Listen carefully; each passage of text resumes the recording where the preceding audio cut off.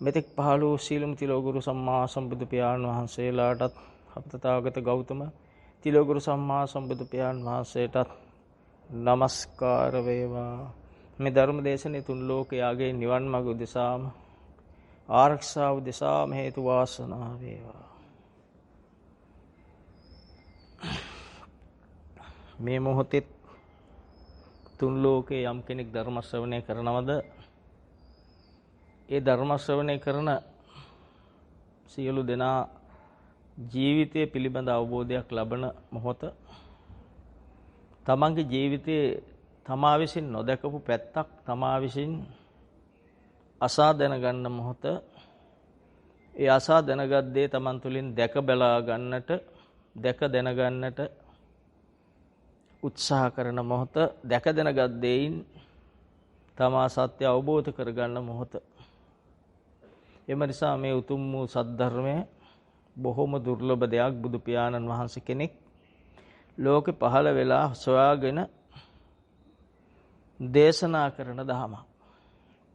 මේ සත්‍ය වූ සද්ධර්මය අවබෝධ වෙන්න තමන්ගේ ජීවිතේ බොහොම සැහැල්ලු වෙනවා, සරල වෙනවා, සතුටටපත් වෙනවා. නොනැසෙන සතුටක්, නොනැසෙන ප්‍රීතියක් හැමතිස්සෙම තමන් තුළ රජ කරනවා. ඒ දහම භාවිතා කරන හැම කෙනෙකුගේම ජීවිතය සතුටෙන් පිරෙනවා, සැහැල්ලුවෙන් පිරෙනවා. බාහිර ලෝකයක් ලෙස ගත්ත අපි සම්මා සම්බුදු පියාණන් වහන්සේ විසින් දේශනා කළ ලෝකය anu පංච උපාදානස්කන්ධය ලෙසත් ආධ්‍යාත්මික කය ඇතුළත තිබෙනා වූ මේ පංච උපාදානස්කන්ධ ක්‍රියාවලිය දකිමින් තමන්ට වෙච්ච වැරදි ආවර්ජනය කරමින්, ඒවා කෙරෙහි කලකිරීමෙන්, නව කර්ම රැස් නොකරමින්, සරලව කිව්වොත් නොදන්න කම නිසා කරපු පව් දැන් අවබෝධය නිසා නොකරන තත්ත්වයටපත් වෙමින් අපි ජීවිතේ වෙනස් වෙමින් යන ගමනක් මේක. සංසාරේ බොහෝම පින් කරපු කෙනෙක් ජීවිතේ දහම කරගන්න ධර්ම ශ්‍රවණය කරන මොහොතක්. ඉතින් අපි හැම කෙනෙක්ම අවබෝධ කරගත යුතුයි. අපි නොදැන හිටි අපි ගැන අපි යමක් හිතද්දී, ඒ හිතන දේ කියද්දී, ඒ හිතපු කියපු දේ කරද්දී අපිට අපි පෙනිලා නැහැ. අපි අපිව දැකලා නැහැ. අපිට අපි දකින්න ක්‍රමයක් තිබුණේ නැහැ. ඒ කියන්නේ සද්ධර්මය අපි අවබෝධ කරගෙන හිටියට දහම අපේ ජීවිතය තුළින් ගලපන්න පුරුදු වෙලා හිටියේ නැති අවස්ථාව. අපි යමක් හිතනකොට අපි පේන දවස, අපි හිතපු දේ කියනකොට අපි පේන දවස, හිතපු දේ කරනකොට අපි පේන දවස කියන්නේ ඒ කෙලෙස් ධර්මයන් දකින මොහොත. ඒ කෙලෙස් ධර්මයන් දැක කෙලෙස් කෙරෙහි, කෙලෙස් ඇසුරු කරාම Tamanට වෙන විපත් දන්න කෙනෙක් කෙලෙස් දකිමින් කෙලෙස් වලින් ඈත් වෙන්න වීරිය වඩන මොහොත. කෙලෙස් ඇසුරු නොකර ජීවිතයේ සූපත් වෙන බව දකින්නට මේ සද්ධර්මයේ භාවිතා කරන මොහොත. ඉතින් මේ හැම කරුණකෙම මම උත්සාහ කරේ, අපි සද්ධර්මය කියලා අහලා තියෙනවා, දහම ඕන තරම් දන්නවා. අපි දැනගෙන හිටියට අපිව දැකලා නැතුව ඇති. දැන් අපි මේ පුරුදු වෙන්නේ අපිව දකින්න. බුදුරජාණන් වහන්සේ පෙන්වන්නේ සිත සුද්ධ කරන්න සචිත්ත පරියෝ දපණං ඒතම් බුද්ධහන ශාසනං කියලා. සිත සුද්ධ කරගන්න ඒ තමයි බුදු සසුන. මොකද සිත හැමතිස්සෙම රාග, ద్వේෂ, මෝහ වලින් කිලිටි වෙනවා. ඒක දහම නොදන්න කෙනෙකුට දැනගන්න කිසිම ක්‍රමයක් නැහැ. හැම සිතවිල්ලක් පාසාම, එහෙම නැත්නම් උපාදානස්කන්ධයක් පහළ වෙන මොහොතක් පාසාම එයට ඇලෙමින්, එය තමන් නතු කරගනිමින්, තමාගේ සන්තකය කරගනිමින්, තම ජීවිත අයිතිය කරගනිමින්, ද්වේෂ සිතක් ආවත් ඒ තමන්ගේ ජීවිත අයිතිය කරගනිමින්, ඒ අයිති කරගනිමින්, රාග සිතක් ආවත් ඒ ජීවිතය කරගනිමින්, ජීවිත අයිතිය කරගනිමින්, මෝහ සිතක් ආවත් මේ හැම මොහොතකම අපි ඒ අයිති කරගනිමින්, ඒ තමන්ගේ දෙයක් බවට පත් කරගනිමින් තමයි දහම භාවිතා නොකරන කාලේ අපි හැසිරුණේ. සහ නොදන්න, දැනගත්තත් තමන් තුළින් දකින්න බැරි හැම කෙනාම හැසිරෙන්නේ එහෙමයි. ඒ රාගයෙන්, ද්වේෂයෙන්, මෝහයෙන් හිත කිලිටි වුණාට පස්සේ ඔහු කරන පින්පව් ගැන ඔහුට හිතන්න ඔහු තුළ කාලයක් නැහැ. ඔහුට පේන්නේ බාහිර අයගේ අඩුපාඩු, බාහිර අයගේ වැරදි. ඔහු බාහිර දේ ගන්න බලන්නේ, බාහිර දේ Tamanට අල්ලගෙන මේකෙන් සැප විඳින්න පුළුවන්ද කියලා හොයන්නේ. ඉපදුණු දවසේ ඉඳලම අපි කරේ ඒක. පොඩි කාලේ ඉඳලා පටන් ගත්තේ ඒක. සෙල්ලම් බඩුවකට ආසුණු දවසේ ඒක ලැබෙනකන් ඇඬුව අපි. අද අනිත් අපිට දැන් හිතෙන දේ ගන්න අපි මොනතරම් උත්සාහ කරනවද? එකක්වත් තරම් එකකින්වත් සැනසෙල්ල නොලබපු අපි, නොලබන බව නොදන්න අපි, නොදැන සිටි අපි. දැන් අපි දන්නවා අපි අතීතයේ දේශ බලනකොට මේ හැම දෙයක්ම ලබාගෙන తాවකාලික සතුටක් ලැබලා තියෙනවා. ඒ සතුට නැති වෙලා තව එකක් ඒ පුරුද්දට, ඒ ලබා ගන්න පුරුද්ද නිසා අපිට තව දෙයක් ලබා ගන්න ආසාවල් එනවා. ඒකත් කෙසේ හෝ ලබා ගන්න ජීවත් වෙනවා. ජීවත් වෙලා කොහොම හරි ඒ දෙයත් අපි ලබා ගන්නවා. මෙන්න මේ ක්‍රමයේ තුලයි අපේ ජීවිතයේ ද්වේෂය එක්ක පැවතුනේ, රාගය එක්ක පැවතුනේ, ලෝභය එක්ක, මෝහය එක්ක පැවතුනේ. අපි මේකේ මේ කොච්චර කරත් ඉවර නොවන බව, කොච්චර ලැබුණත් මේක ඇති වෙන්නේ නැති බව දන්නේ නැහැ. දැනගන්න ක්‍රමයක් නැහැ. ඔන්න ওই විදිහට තමයි අපේ ජීවත් වෙන කාලය තුල අපේ ජීවිතේ අපිට නොදැනෙන්න, අපිට නොපෙනෙන්න පැවතුනේ. මේක අපිට රහසක්. ලෝකේ තියෙන ලොකුම රහස තමයි තමා ගැන නොදන්න එක. වෙන රහස් අපිට හොයාගන්න පුළුවන්. ඕන දෙයක් අපිට රහස්, ඕන කෙනෙක් දොඩන රහසක් අපිට චාටුවෙන් උපායෙන් ලබා ගන්න පුළුවන්. නමුත් අපිට අපි ගැන දැනගන්න මොනම ක්‍රමයක්වත් නැහැ. අපි ගැන දැනගන්න, අපේ සිත වැඩ කරන ආකාරය දැනගන්න කිසිම ක්‍රමයක් තිබුණේ නැහැ. අපිට ලෝකේ දේවල් ගැන පරීක්ෂණ කරලා දියුණු කරන්න පුළුවන් බාහිර දේවල්.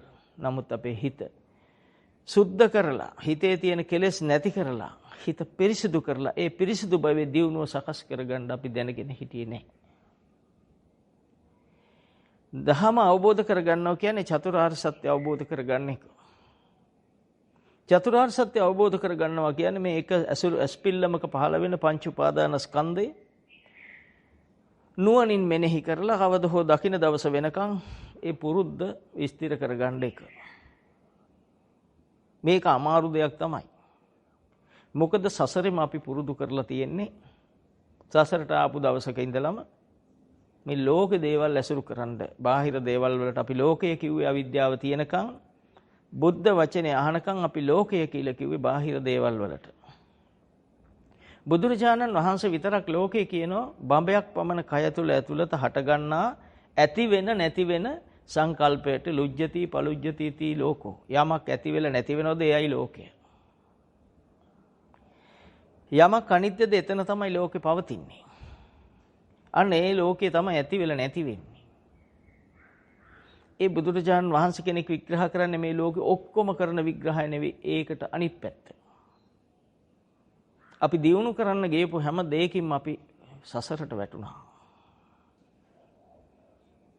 කඩිරැලක් පෙන්නල කිව්වේ මේ හැම කෙනෙක්ම සක්විති රජ වුණා කියලා. එතකොට අපි සක්විති රජ වුණා.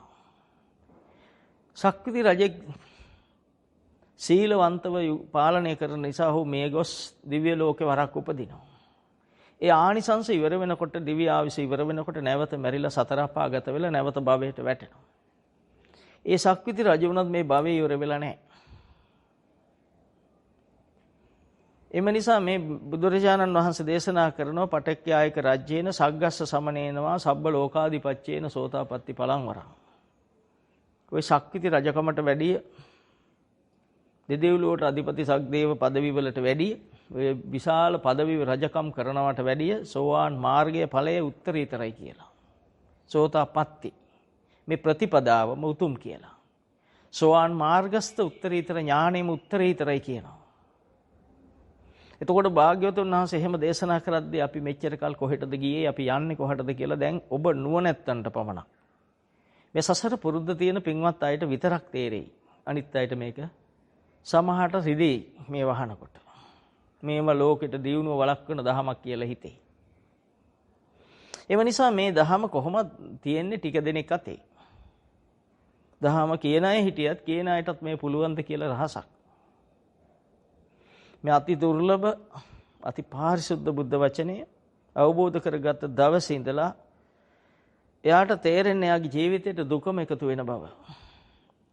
සබ්බේ සංඛාර දුක්ඛ සියලු සංස්කාරය සියලු සකස්සීම් මේ බඹයක් වන කය තුල කය මූල කොට සිත වචන මූල කොට සකස් වෙන සෑම සංකල්පයක් තුලින්ම සිත කය වචනේ හොඳ හෝ නරක පුණ්‍යාභි සංස්කාර හෝ අපුණ්‍යාභි සංස්කාර නැත්නම් බලයක් ලෙස අරූපතල භාවනා ධ්‍යාන ශක්තියින් මතින් සකස් වෙන අනිච්ඡාභි සංස්කාරයන් ඇතුළු සියලු සංස්කාරයන් බුදුන් වහන්සේ දේශනා කරන්නේ දුක ලෙස.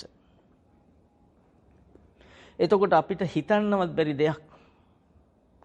අපිට මේක ඇසුවත් අපි එහෙම පිළිගන්න සූදානම් වෙන දවස වෙනතුරු අපිත් සසරේ. භාග්‍යතුන් වහන්සේ සීල සංස්කාරය දුකයි කියලා දේශනා කරද්දී මොන ආකාරයෙන් සිතක් හැදුනත් ඒ සිතට ඇලීම තියෙනවා. ඒ සිතට ඇලීම තියෙන බව අපිවත් දන්නේ නැහැ. දැනගන්න විදියක් නැහැ මේ දහම අහලා බලන්න උත්සාහ නොකරොත්.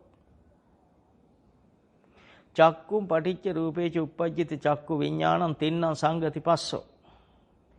මේ ඇස රූපය ගැටෙන තැන විඥාණය මේ තුන්දෙනා ඉන්න තැන තියෙන ස්පර්ශය. මමෙක් නෙවි ස්පර්ශයක් තියෙන්නේ.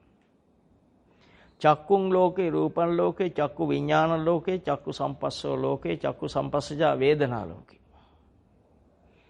මේ ලෝකේ කියන එක සකස් වෙන හැටි බුදුන් වහන්සේ සතිපට්ඨාන සූත්‍රෙ පෙන්වුවා. රූප සංඥා ලෝකේ රූප සංචේතනා ලෝකේ රූප තණ්හා ලෝකේ රූප විතක්කෝ ලෝකේ රූප විචාරෝ ලෝකේ කියලා. මේක හරි පිළිවෙලක් තියෙනවා. මේ පිළිවෙලම ජීවිතෙන් දකින්න පුළුවන් කෙනෙකුට. ඇස රූපේ විඥානය තියෙන තැන ලෝකේ හට ගන්නවා. ගින්න හට ගන්නවා. මාර්ය සූත්‍රේ සංයුක්ත නිකායේ මාර්ය ලෙස පෙන්නනවා. මේ සියල්ලම මාර්ය ලෙස. මරණය ලෙස මරුවගේ අතවැනීම ලෙස උන්වහන්සේ පෙන්නනවා. එතකොට අපි ඇහෙන් රූප දැකලා අපි ඇහෙන් රූප දකින්නව නෙවෙයි ඒ ලියද්දි එහෙමයි කියද්දි එහෙමයි ඇස රූප ගැටෙනවා. ඇස රූප ගැටෙන මොහොතේ දැනීමක් පහළ වෙනවා විඥානයක්. මේ විඥානේ තමයි ඔබ ඔය මම කියලා ඇසුරු කරන්නේ. ඇසට රූප පේනකොට තමන්ගේ ආධ්‍යාත්මික කය තුල මොන හෝ සංඥාවකින් රූප සංඥා ලෝකේ රූප සංචේතනා ලෝකේ රූප තණ්හා ලෝකේ රූප සංඥාවක් පහළ වෙනවා. අතීත රූප මේ අතීතද වෙන අනාගතද වෙන මොන හෝ සංඥාවක් තමා දන්න දෙයක් හෝ නොදන්න බවක්. අතීතේ දුරද වෙන ළඟද වෙන මේ රූප සංඥාවක් පහළ වෙනවා. ඒ මොහොතේම ඇස රූපේ පේන මොහොතේම අපට නොදැනෙන්න මොන හෝ හැඳිරීමක් පහළ වෙනවා. මෙන්න මේ පහළ වෙන හැඳිරීම රූප සංඥා ලෝකේ. ඒක ලෝකය. එන එක දුක. ඒක අරමුණු වෙනවා. ඒක තමයි ඔබට ඔබ ඇලෙන්නේ ඒකට, ඇසුරු වෙන්නේ ඒක. ඒ මොහොත හැර වෙන මොහොතක් ඔබට ඒ මොහොතේ නැහැ. රූප සංඥා ලෝකේ, රූප සංචේතනා ලෝකේ. එතකොට අපි ඇලෙන්නේ ඒක රූප තණ්හා ලෝකේ. ඒකට තමයි අපි ඇලිලා ඉන්නේ. මේ හැම ධර්ම කරුණක් වශයෙන් තියෙන දේ ජීවිතෙන් බලනකොට මේක කරුණක් වශයෙන් දේශනා කරන්නේ අපිට දැනගන්න. නමුත් මේක ජීවිතේ. එතකොට මෙන්න මේ වෙන ක්‍රියාකාරීත්වය ගැන අපි නොදන්න නිසා එළියේ තියෙන රූපෙට අපි හතුර කියලා කියනවා. එළියේ ඉන්න කෙනා මගේ හතුර කියලා කියනවා. එළියේ ඉන්න කෙනා හැඩ කෙනා හෝ කැත කෙනා හෝ කියලා කියනවා. ඒ ඔක්කොම සකස් වෙන්නේ ඔබ තුල. සකස් නුණු එකක් කියන්න බෑ. ඒ මොහොතේ සකස් නුණු එකක කතාවක්වත් නැහැ. හිතේ සකස් වෙන දේ තමයි කතාව වශයෙන් තියෙන්නේ. වචන වශයෙන් තියෙන්නේ ඒ ටික. කාය ක්‍රියාකාරීත්වය වශයෙන් තියෙන්නේ සකස් වූ දේ බලන්නකෝ. ඒ සංස්කාර කියන්නේ ඔය කාය සංස්කාර. කාය ක්‍රියාකාරීත්වය ලෙස තියෙන්නේ ඒ ටික. වචී සංස්කාර වචන ලෙස තියෙන්නේ ඒ ටික. සිත ලෙස තියෙන චිත්ත සංස්කාර ලෙස තියෙන ওই ටික. ඔය ඔක්කොම සකස් වීම. ඒ සකස් නුණු එකක් ගැන කතා කරන්නවත් අපිට බෑ නේද?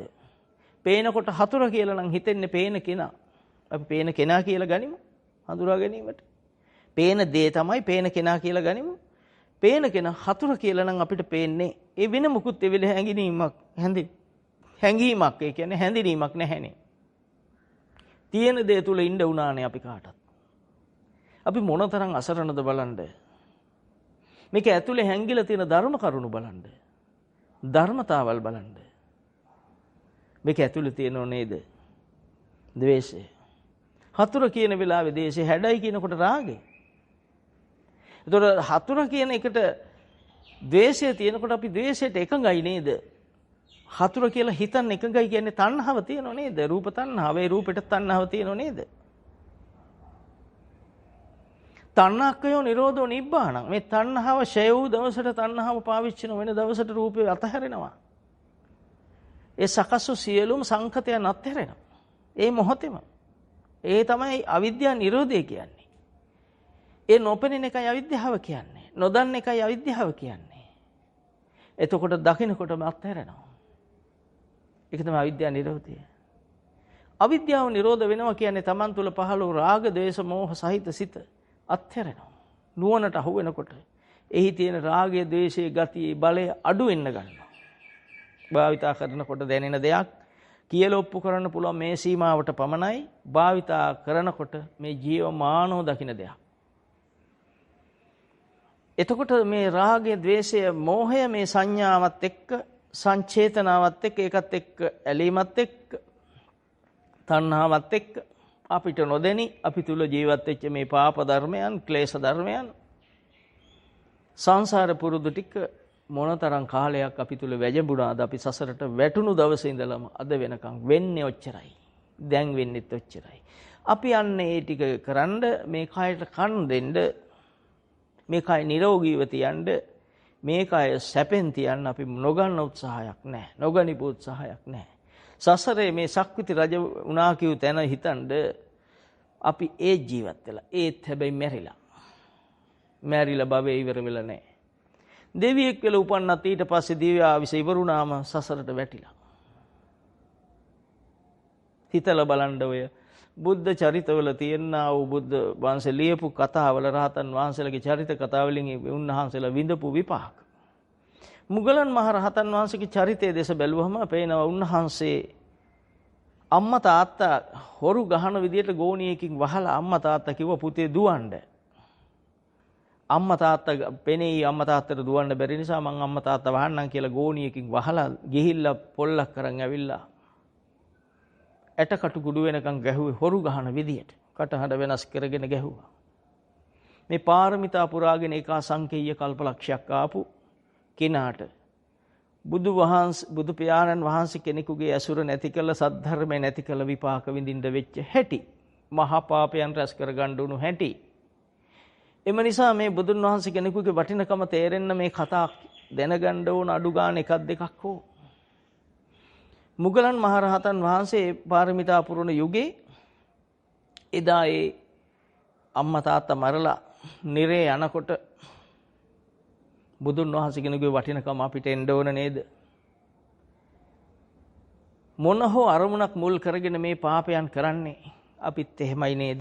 මොකක් හෝ අරමුණක් මුල් කරන්නේ නේද අපි පව් කරන්නේ? අපි ජීවත් වෙන්න නේද මේ හැමදේම රැස් කරන්නේ? රැස් කරලා මේවා දාලා යන්නේ කොතෙන්ටද කියලා එළියේ ඉන්න අයට පේන්නේ නැහැ. යන කෙනා ගියාට කියන්න ක්‍රමයක් නැහැ. එතෙන්ට ගියා මෙයාලගේ අය කෙනෙක් නෙවි. මැරිලා ඉපදෙනකොට මෙයාලගේ කෙනෙක් නෙවි.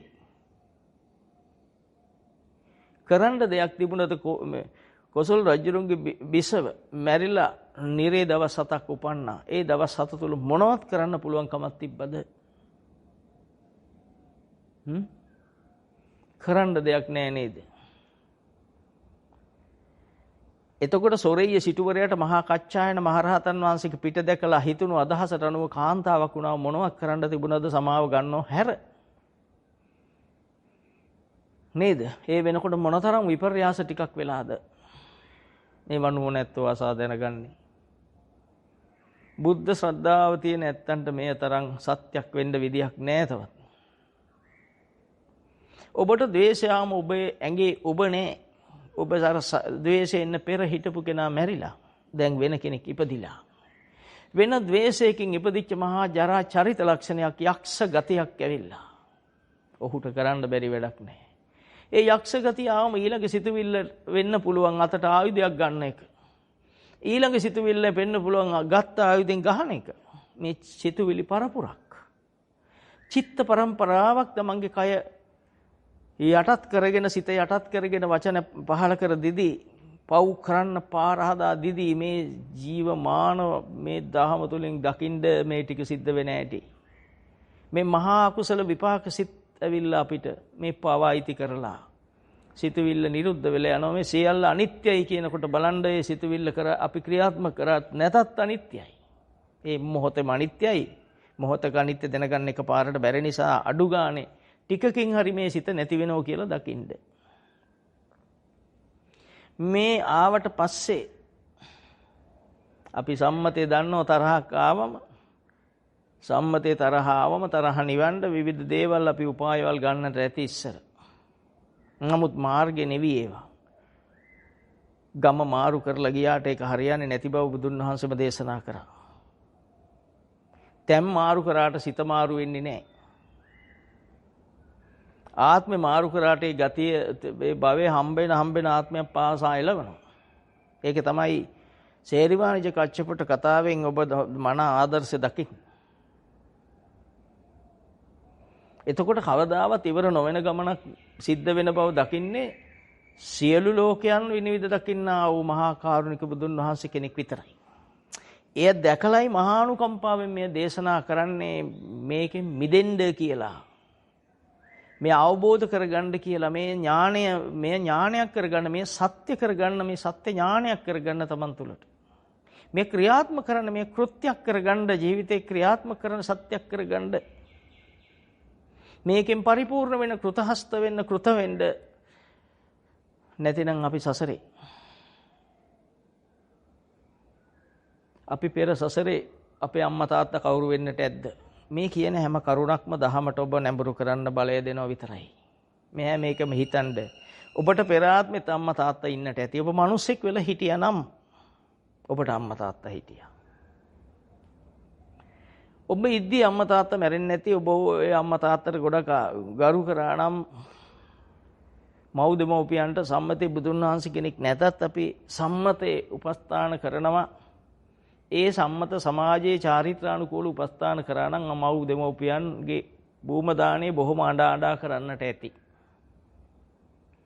ඒ දෙමව්පියෝ ගිහිල්ලා වෙන කොහේ හරි උපදින්නට ඇති.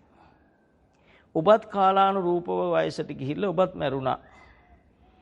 අද ඔබට මව් දෙමව්පියෝ වෙලා තියෙන්නේ වෙන කෙනෙක්. වෙන දෙන්නේ. ඒත් එහෙමම මැරිලා යයි. ඔබත් මව් දෙමව්පියෝ වෙලා ඔබත් මැරිලා යයි. මේ චක්‍රය ඉවර වෙන්නේ නැහැ. ඉවර නොවන බවයි ලෞතර බුදුන් වහන්සේ කෙනෙක් දැන දේශනා කළන්නේ මේකෙන් බේරෙන හැටි. ජීවත් වෙන ගමන් ඒ සසරට නොවැටෙන්න උපායක් දේශනා කරනවා. කෙලෙස් බල අඩු කර එක පාරට අයින් කරන්න පුළුවන් පින්වත් ඇත්තෝ ඉන්නවා. ඒ ඇත්තෝ මේවා එක පාරට අයින් කරනවා. බැරි අය මේ අඩු කර කෙලෙස් බලයන් අඩු කර ජීවත් වෙන ගමන්ම ධර්මඥාන භාවිතා කරමින් කෙලෙස් බල අඩු කර ජීවිතේ බොහොම සූපත් කර ගන්නවා. අන්නේ ක්‍රමේ තේරුම් ගන්න හැම කෙනාම කොහොමද ජීවත් වෙන ගමන් මේ කෙලෙස් දකින්නේ? මේවා කෙලෙස් කියලා දකිනකොට බුදුන් වහන්සේ මොන තැන්වලද මොන විදියටද දේශනා කරලා තියෙන්නේ? හැම තැනම භාග්‍යතුන් වහන්සේ එකම දේ දේශනා කරන්නේ. උපාදානස්කන්ධේ දුකක් කියලා දේශනා කරන්නේ. මේක මොහොතේ පහළ වෙන ස්කන්ධ පහ අපි සිතුවිල්ලක් කියලා කියන මොහොතේ තියෙන කය ඇතුළාන්ත සකස් වූ මේ ස්කන්ධ පහ රූප වේදනා සංඥා සංකාර විඥාන විදියට අපි උපමාව ගනිමු. මේ නොතේරෙන අයට නැවතත් තේරෙනවද බලන්න. ඔබට යමක් ඔබේ ඇසට යමක් පේනවා. කෙනෙක් පේනවා කියලාම හිතන්න. ඔබට හිතෙනවා ඒ ගමරාලා මගේ හතුර කියලා. මේ වෙලාවේ ඔබේ මොනවද තියෙන්නේ? ඇසත් එක්ක ගැටුණු රූපය ඇස එක්ක රූපේ ගැටෙන්නේ ඇස මේ ඇඟෙන් එළියට ගිහිල්ලා නෙවි. ඔබේ කය තුලයි මේ ඇස රූපේ ගැටෙන්නේ. එතකොට අපි රූපේ අරප වෙනවා කියලා හිතන් නැත්නම් අපි බොරුව. අර රූපේ පේන්නේ ඒ රූපේ තමයි. එහෙනම් අපි එහාට යන්න එපා. එහාට යන්න එපා. නෑ. ඒ රූපේ පෙනෙන බව සටහන් වෙන්නේ අපේ බඹයක් පමණ කය තුල. ඇස රූපේ ගැටෙන්නේ අපේ කය තුල. ඉස්සෙල්ලාම ඒක තේරුම් ගන්න. ඒ ගැටෙන කොටම දැනීම පහළ වෙලි ඉවරයි. ඒ මොහොතේම විඥානේ පහළ වෙලා ඉවරයි. තේරුණාද? දැන් ඔබට කාලය තියෙනවා නම් මේ විඥානය ගැන හඳුරගන්න. වේගවත් සිතක් පහළ වූ දවසට, දහම් බලයක් වූ දවසට, මේ ඉන්ද්‍රිය ධර්ම බල ධර්ම බවට පත් වෙච්ච දවසට ඔබට එක ශනිකව දැනගන්න පුළුවන්. අධික වේගෙන් මෙනෙහි කරන්න පුළුවන්. මේ සිතුවිල්ලක් නේ කියලා. සරල තැනක්, හරීම සරලයි එතන. මේ සිතුවිල්ලක් නේ. අර හතුරා කියන තැන මගේ හිතේ තියෙන සිතුවිල්ලක් නේ.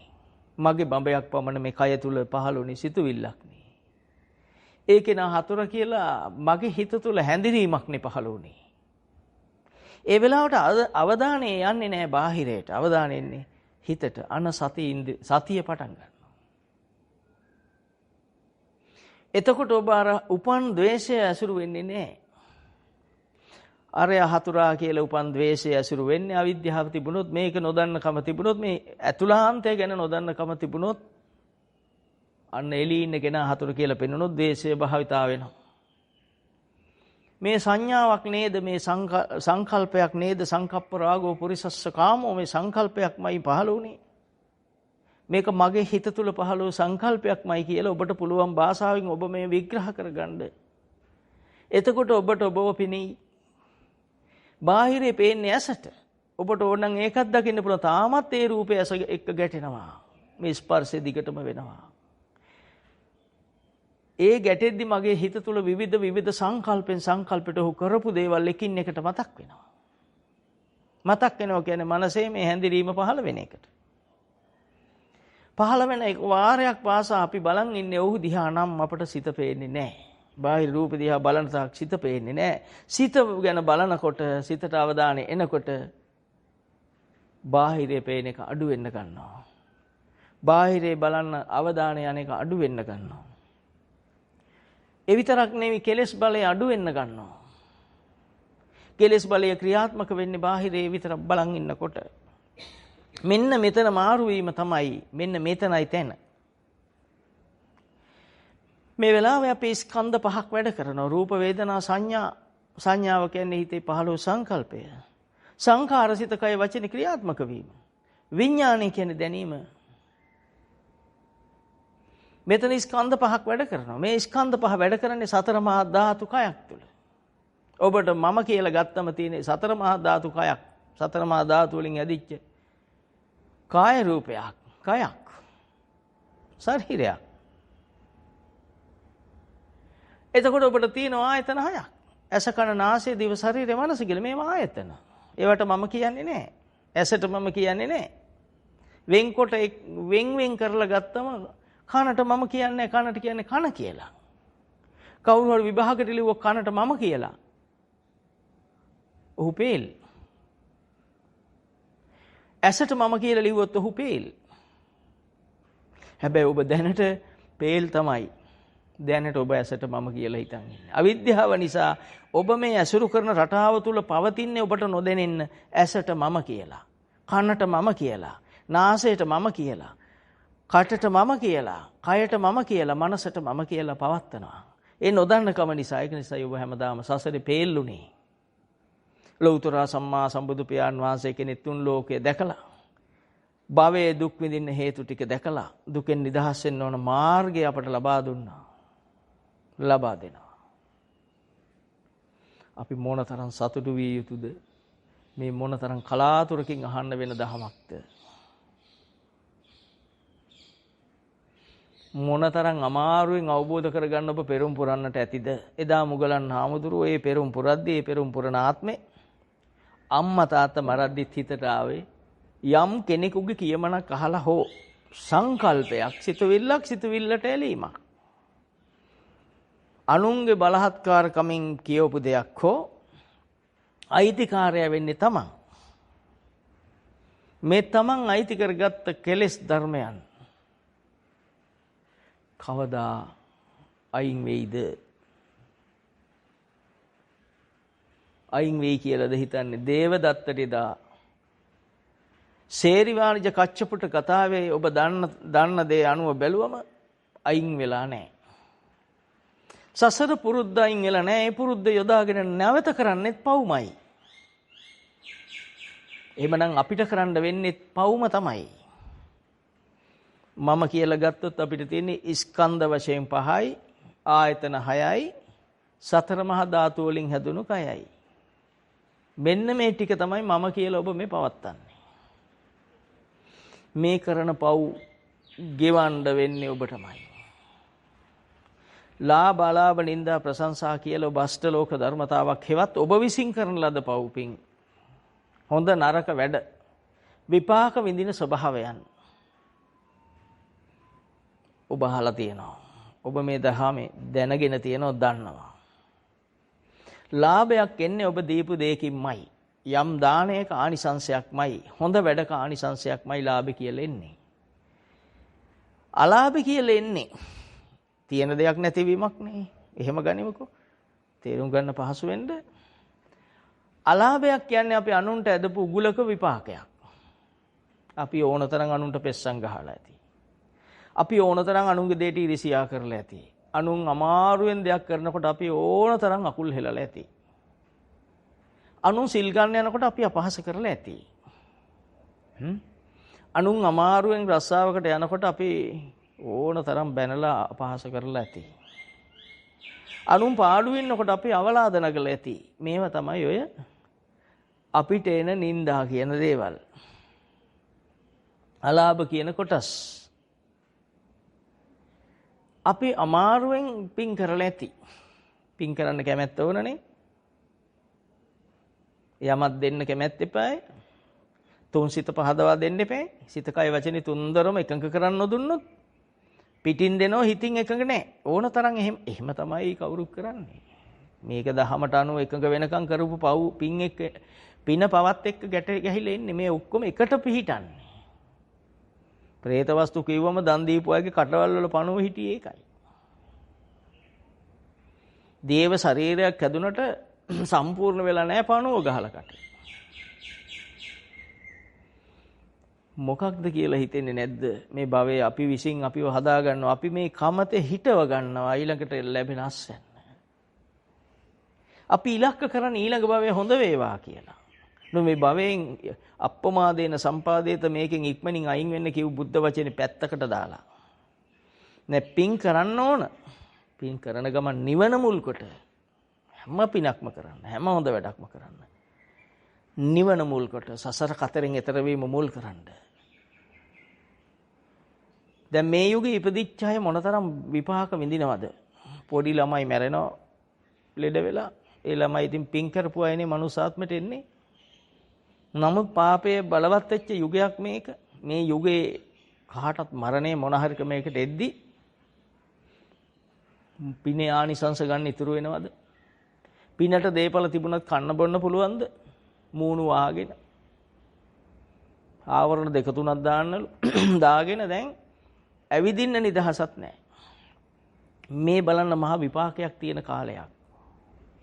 මේ විපාකෙන් බේරෙන්න සිල්වත් විය යුතු කාලයක්. ඇත්තටම ධර්මානුකූල විය යුතු. මේ කාලය නිසා විතරක් නෙවෙයි. මෙවැනි කාල අනන්ත අපට වුණා සසරේ. අනන්තයි අප්‍රමාණයි. ඒ යුගවල අපි මිය ගිය වාර අනන්තයි අප්‍රමාණයි. ළමයි වෙලා අනන්ත අප්‍රමාණ මැරුණා. හැම ආකාරයෙන්ම අපි මැරෙලා. මේ යුගයක අපිට හම්බුණු එක ආත්මයක් විතරයි. මේකදී අවබෝධ කරගන්න මේ සංසාරේ මේකද කියලා. මෙච්චර බියකරුද කියලා. අවබෝධ කරගෙන පින් කරන්න. හැබැයි නිවන මුල් කොට. නිවන් දකින්න කිව්වේ කොහොමද? සිත සුද්ධ කරගන්න. පින් කරන ගමන් හොරාට කරනෝ පින්. අලිතයට හොර. එතනත් චේතනාව අකුසල චේතනාවක් මුල් කරන. පින කරන චේතනාව එකක්, අනුන්ට හොරා කියන එක තව එකක්. මේ ඔක්කොම එකතු කරන් මේ කරන්නේ. එකකින් කරන්න එක සුද්ධ කරගෙන. අනේ තව කෙනෙක් මේ දේ කරලා තව කෙනෙක් සසරින් ගැලවේවා කියලා හිතලා හවුලි කරන්න. තව කෙනෙකුට යහපතක් වේවා කියලා හවුලි කරන්න. නෑ මට එන්න තියෙන අනාගතේ මම මේ දැන් මේ පින ආයෝජනයක් මම රුපියල් 1000ක් දුන්නා මට ලක්ෂ ගණන් ලැබෙයි එන ආත්මේ. ඒක තව කෙනෙකුට ගියොත් මට 50000ට අඩු වෙයි කියලා හිතන්න එපා. නෑ අනික් කෙනාටත් මගේ ලාභෙම ලැබේවා. මට වගේම ලැබේවා. අන්න ඒව තමයි මෛත්‍රී සහගත සිත්. අන්නේ සිත් උපදවගෙන පින් කරන්න. පින් කරන ගමන් හිතන්නේ මේ ඔක්කොම සිතක ක්‍රියාකාරීත්වයක්. මම කරනව නෙවෙයි, මේක සිතුවිල්ලක්. මේ සිතුවිල්ල ක්‍රියාත්මක වෙන්නේ පුණ්‍ය අபிසංස්කාරයක්. මෙය දහමට ගලපන්න බැරි නොත් මේ පුණ්‍ය අபிසංස්කාරයත් මොකකටදයි තියෙන්නේ? ජරා මරණ දුකට. අයි පින් කර ඇත්තු නෙවෙයි මැරෙන්නේ. ලෝකේ තියෙන සුපරිම එක සක්විති රජකමනේ නැත්නම් රජකම. ඒක රාජ්‍ය පාලනය. ඔච්චරනේ තියෙන්නේ. ඔයිට එහාට නැහැනේ. ඕනනම් සල්ලි තියෙනවා තව කොහේ හරි කෙනෙක් වගේ ඉපදී. ඉතින් ඉන්නවනේ ඕන තන ලෝකෙ ප්‍රකෝටිපති. ඒ මනුස්සයෝ නාස්ජට ගහගෙන ඉන්නේ දැන්. ඒ මනුස්සයෝ ගෙවල් වල හැංගිලා ඉන්නේ. දැන් ඉතින් යන්න තියෙන ඉහළම තැන බැලුවොත් සක්විති රජකම. ඊළඟට රජකම. ඔච්චරනේ මේ ලෝකෙ තියෙන්නේ. නැත්තම් මේ තලෙන් එහා පැත්තේ දිව්‍ය තලයි. දෙවියොත් එහෙදි චුත වෙනවා. දින 14කට ඉස්සෙල්ලා වස්ත්‍ර කිලිටි වෙන්න ගන්නවා මේ කට්ටියගේ. මැරෙන්න කිට්ටු වෙනකොට, චුත වෙන්න කිට්ටු වෙනකොට අපි මැරෙනවා කියන චුත වෙනවා කියලා දෙවියන්. එතකොට මේ හැම එකම අපි තේරුම් ගන්න ඕනේ මේ භවය අපට පේන දෙයක් නෙවෙයි. ලෞතර බුදුන් වහන්සේ කෙනෙක් මහා ඥාණයෙන් දැකලා මහා කරුණාවෙන් අපිට මේක විස්තර කරේ සසරෙන් ගැලවෙන්න කියන්නේ. මෙච්චර බියකරු සසරක අපි අද දවසේ පින විතරක් මුල් වුණොත් විපාක වෙන්නේ අපි ආයි භවයේ එනකොට බුද්ධ වචනේ නැති යුගයක පින්වන්තෙක් වුණොත් හොරු බලෙන් ඔබව පැහැර ගන්නවා. ඔබට දෙයක් තියෙයි කිව්වොත් ඔබේ දේපල පැහැර ගනී. ඔබ සසරේ ඕනතරම් අනුන්ගේ දේපල පැහැරගෙන ඇති. ඒ පව් ඕනතරම් මේ බුද්ධෝත්පාද කාල නොවන යුගවල ඉපදිලා ඒ පව් ඕනතරම් කරලා ඇති. තියෙන දේ කරන්න වෙනවා. ඉපදුණු පවුලේ හැටියට ගෙදරයි කරන දේ කරන්න වෙනවා. මිස මේ බෞද්ධ පවුලක ඉපදිච්ච එක මොනතරම් මම දකින්නේ ශ්‍රේෂ්ඨයි කියලා ඔබට මේක අවස්ථාව තියෙනවා සීල ප්‍රතිපදාවක පිහිටන්න. කවුරුවත් කියන දේ නෙවි බුදුන් වහන්සේ දේශනා කර දහම. මේක අප්‍රමාදේන කිව්ව ඉක්මන් වෙන්න මිසක් පස්සේ මේ වයසට ගිහිල්ලා බැරි වුණු කාලෙක කරන එකක් නෙවි මේ. ඒ කාලේ උනත් පටන් ගන්න පුළුවන්. දැන් ඔබට තේරෙන්න ඕන මේවා ඒ වෙලාවට පුළුවන්ද කියලා. අප්‍රමාදේන සම්පාදේත. මොහොතක් අප්‍රමාද කරන්නේ මොහොතෙම මේ මොහොතට ඇලීම හටගන්න නිසා මොහොත අවබෝධ කරගන්න. මොහොත හොඳට දකින්න පුරුදු වෙන්න. හිත පහළ වෙන මොහොතක් නම් බලන එකත් මොහොතක් නේ. බලන ශක්තිය සිතේ මතක් වෙන ශක්තියක් නේ. සිත පිළිබඳ සිත බලන ශක්තිය මතක් වෙන ශක්තියක්මයි ධර්මඥානයක් නේ. අසවලා හතුර කියලා දේශ සිතක් ඔබට පව් කරන්න මූලික වෙනකොට අකුසල් සිතක් එනකොට මේ අකුසල් සිත එනකොට මේක අකුසල් සිතක් කියලා මේ ක්‍රියාව වෙන්නේ වසලය වෙන්නේ කම්මනා වසලෝ හොති. උපතින් නෙවිනේ වසලය නේ ඉපදුනාට වසලෙක් නෙවිනේ නජජා වසලෝ හොති. මේ ක්‍රියාව පහළ උපමණින් වසලෙක් වෙන්නේ නෑනේ. හිතට හිතන ඒවා බලන්න කොච්චර දේවල් හිතනවද දේව කරන්න පුළුවන්ද හැම එකම බෑනේ. කරන්න පුළුවන් ඒවානේ කරලා පව සම්පූර්ණ කරගන්නේ අපි. එහෙනම් අපට පුළුවන්කම තියෙනනේ මේ සිත පහළ වූ ගමන් දකින්න.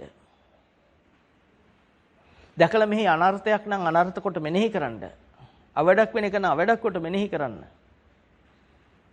පංච උපාදානස්කන්ධය අනිත්‍ය ලෙස, දුක් ලෙස, අනාත්ම ලෙස, ගඩක් ලෙස, හුලක් ලෙස, සතක් ලෙස මහ විපාකයක් ලෙස මෙනෙහි කරන්න. මෙනෙහි කරන්න ඔබේ පෙරපින් නැතු වෙනවා. මේකේ දෙන වාසනාව ඒකයි. දහම යනකොට පව් පල දෙන්නේ නැහැ, පෙරපින් පල දෙනවා. නොසිතන ජයග්‍රහණයන් ලැබෙනවා. ඒ නිසා දහම නැති කරන්න කියපු කතාවල් තමයි දහම ගියාම ඔක්කොම නැති වෙනවයි කියලා. එක එක යුගවල කියපු ප්‍රකාශ. ඔබ දැන් දහම නැතුව ඔබට වෙන සරණක් නැහැ නේද මේ කාලේ? කාටවත් නැහැ. හැබැයි කවුරුවත් දහමෙත් නැහැ. පටන් ගන්න. මෙන්න මේ සිත සුද්ධ කරන්න කියලා භාග්‍යතුන් වහන්සේ දේශනා කළ සනාතන සද්ධර්ම ජීවිතයට එකතු කරගන්න. සිත දිහා බලන්න පුරුදු වෙන්න. සිත අවබෝධ කරගන්න පුරුදු වෙන්න. සිත නුවණින් දකින්න පුරුදු වෙන්න.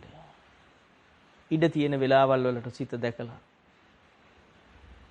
සිත අවබෝධ කරගෙන අත්දැකීම් එහෙම නැත්නම් බලයන් සකස් කරගන්න. අත්දැකීම් කියන්නේ බල. ඒ බලයන් සකස් කරගන්න, ඒ බල ධර්ම සකස් කරගන්න. අවසානයේ ඔබට පුළුවන්කම ලැබෙනවා සියුම්ම පටන් ගන්න සිතෙන් පවා මිදෙන්න. මහා මට්ටමින් පටන් ගන්න සිත් වලින් මිදෙන්න පුළුවන් වෙනවා. මධ්‍යම මට්ටමින් පටන් ගන්න සිත් වලින් මිදෙන්න පුළුවන් වෙනවා. ඒවයි අවිද්‍යාව මූලික. නොදන්නකම මුල් කොට තිබුව ඒවා අවිද්‍යාවෙන් මිදෙනවා කියන්නේ දන්න බව අවබෝධ කරගත්ත බවටපත් වෙනවා. දහම තෙන්ට ඒ අස්තරට ක්‍රියාත්මක වෙන්න දෙන්නේ නැහැ සිත. සිතේ තියෙන කෙලෙස් ක්‍රියාත්මක කරනව වෙනුවට දහම ක්‍රියාත්මක කරන චතුරාර්ය සත්‍ය දහම ගලපා බලන උත්තරීතර සද්ධර්ම ක්‍රියාත්මක කරන කෙනෙක් බවට පත් වෙන්න ඔබට හොඳටම පුළුවන්කම තියෙනවා. පෙර සසරේ මහා පින් තියන අය වේගෙන් ක්‍රියාත්මක වෙයි, අඩුවෙන් තියන අයගේ ක්‍රියාත්මක වීම අඩු වෙයි. අනිත් අය පටන් ගන්න මේ භවයේ පටන් ගන්න අය දිව්‍ය බ්‍රහ්ම තලවලට යනවා. එම නිසා මේක මහ වාසනාවන්ත කාලයක්. 5000ක් ශාසනය බැබලෙනවා කියද්දී තාම 2600ක මේ කාලේනේ. බොහොම කෙටි කලක් නේ. තව 2400ක් විතර තියෙනවා මැදකනේ අපි ඉන්නේ. එම නිසා අදටත් මහ පින්වත් සංඝරත්නය වැඩ සිටිනවනේ. ධර්මදර විචිත්‍ර ධර්ම කතික උතුමන් වැඩ සිටිනවනේ. ඒ නිසා ශාසනය හිස්සෙලා නැහැ. ශාසනය සංඝරත්නයේ දවසට හිස්සෙන්නේ. ශාසනය සංඝරත්නයේ වැඩ සිටිනවා. ආදර්ශ දීලා තියෙනවා. නේද? එම නිසා ඔබේ ආරම්භය විතරයි ඕන. ඔබ ගැන හිතන්න, ඔබ ගැන අද අනුකම්ප කරගන්න. ඔබ අනුකම්ප කරන්න ඕන ඔබට.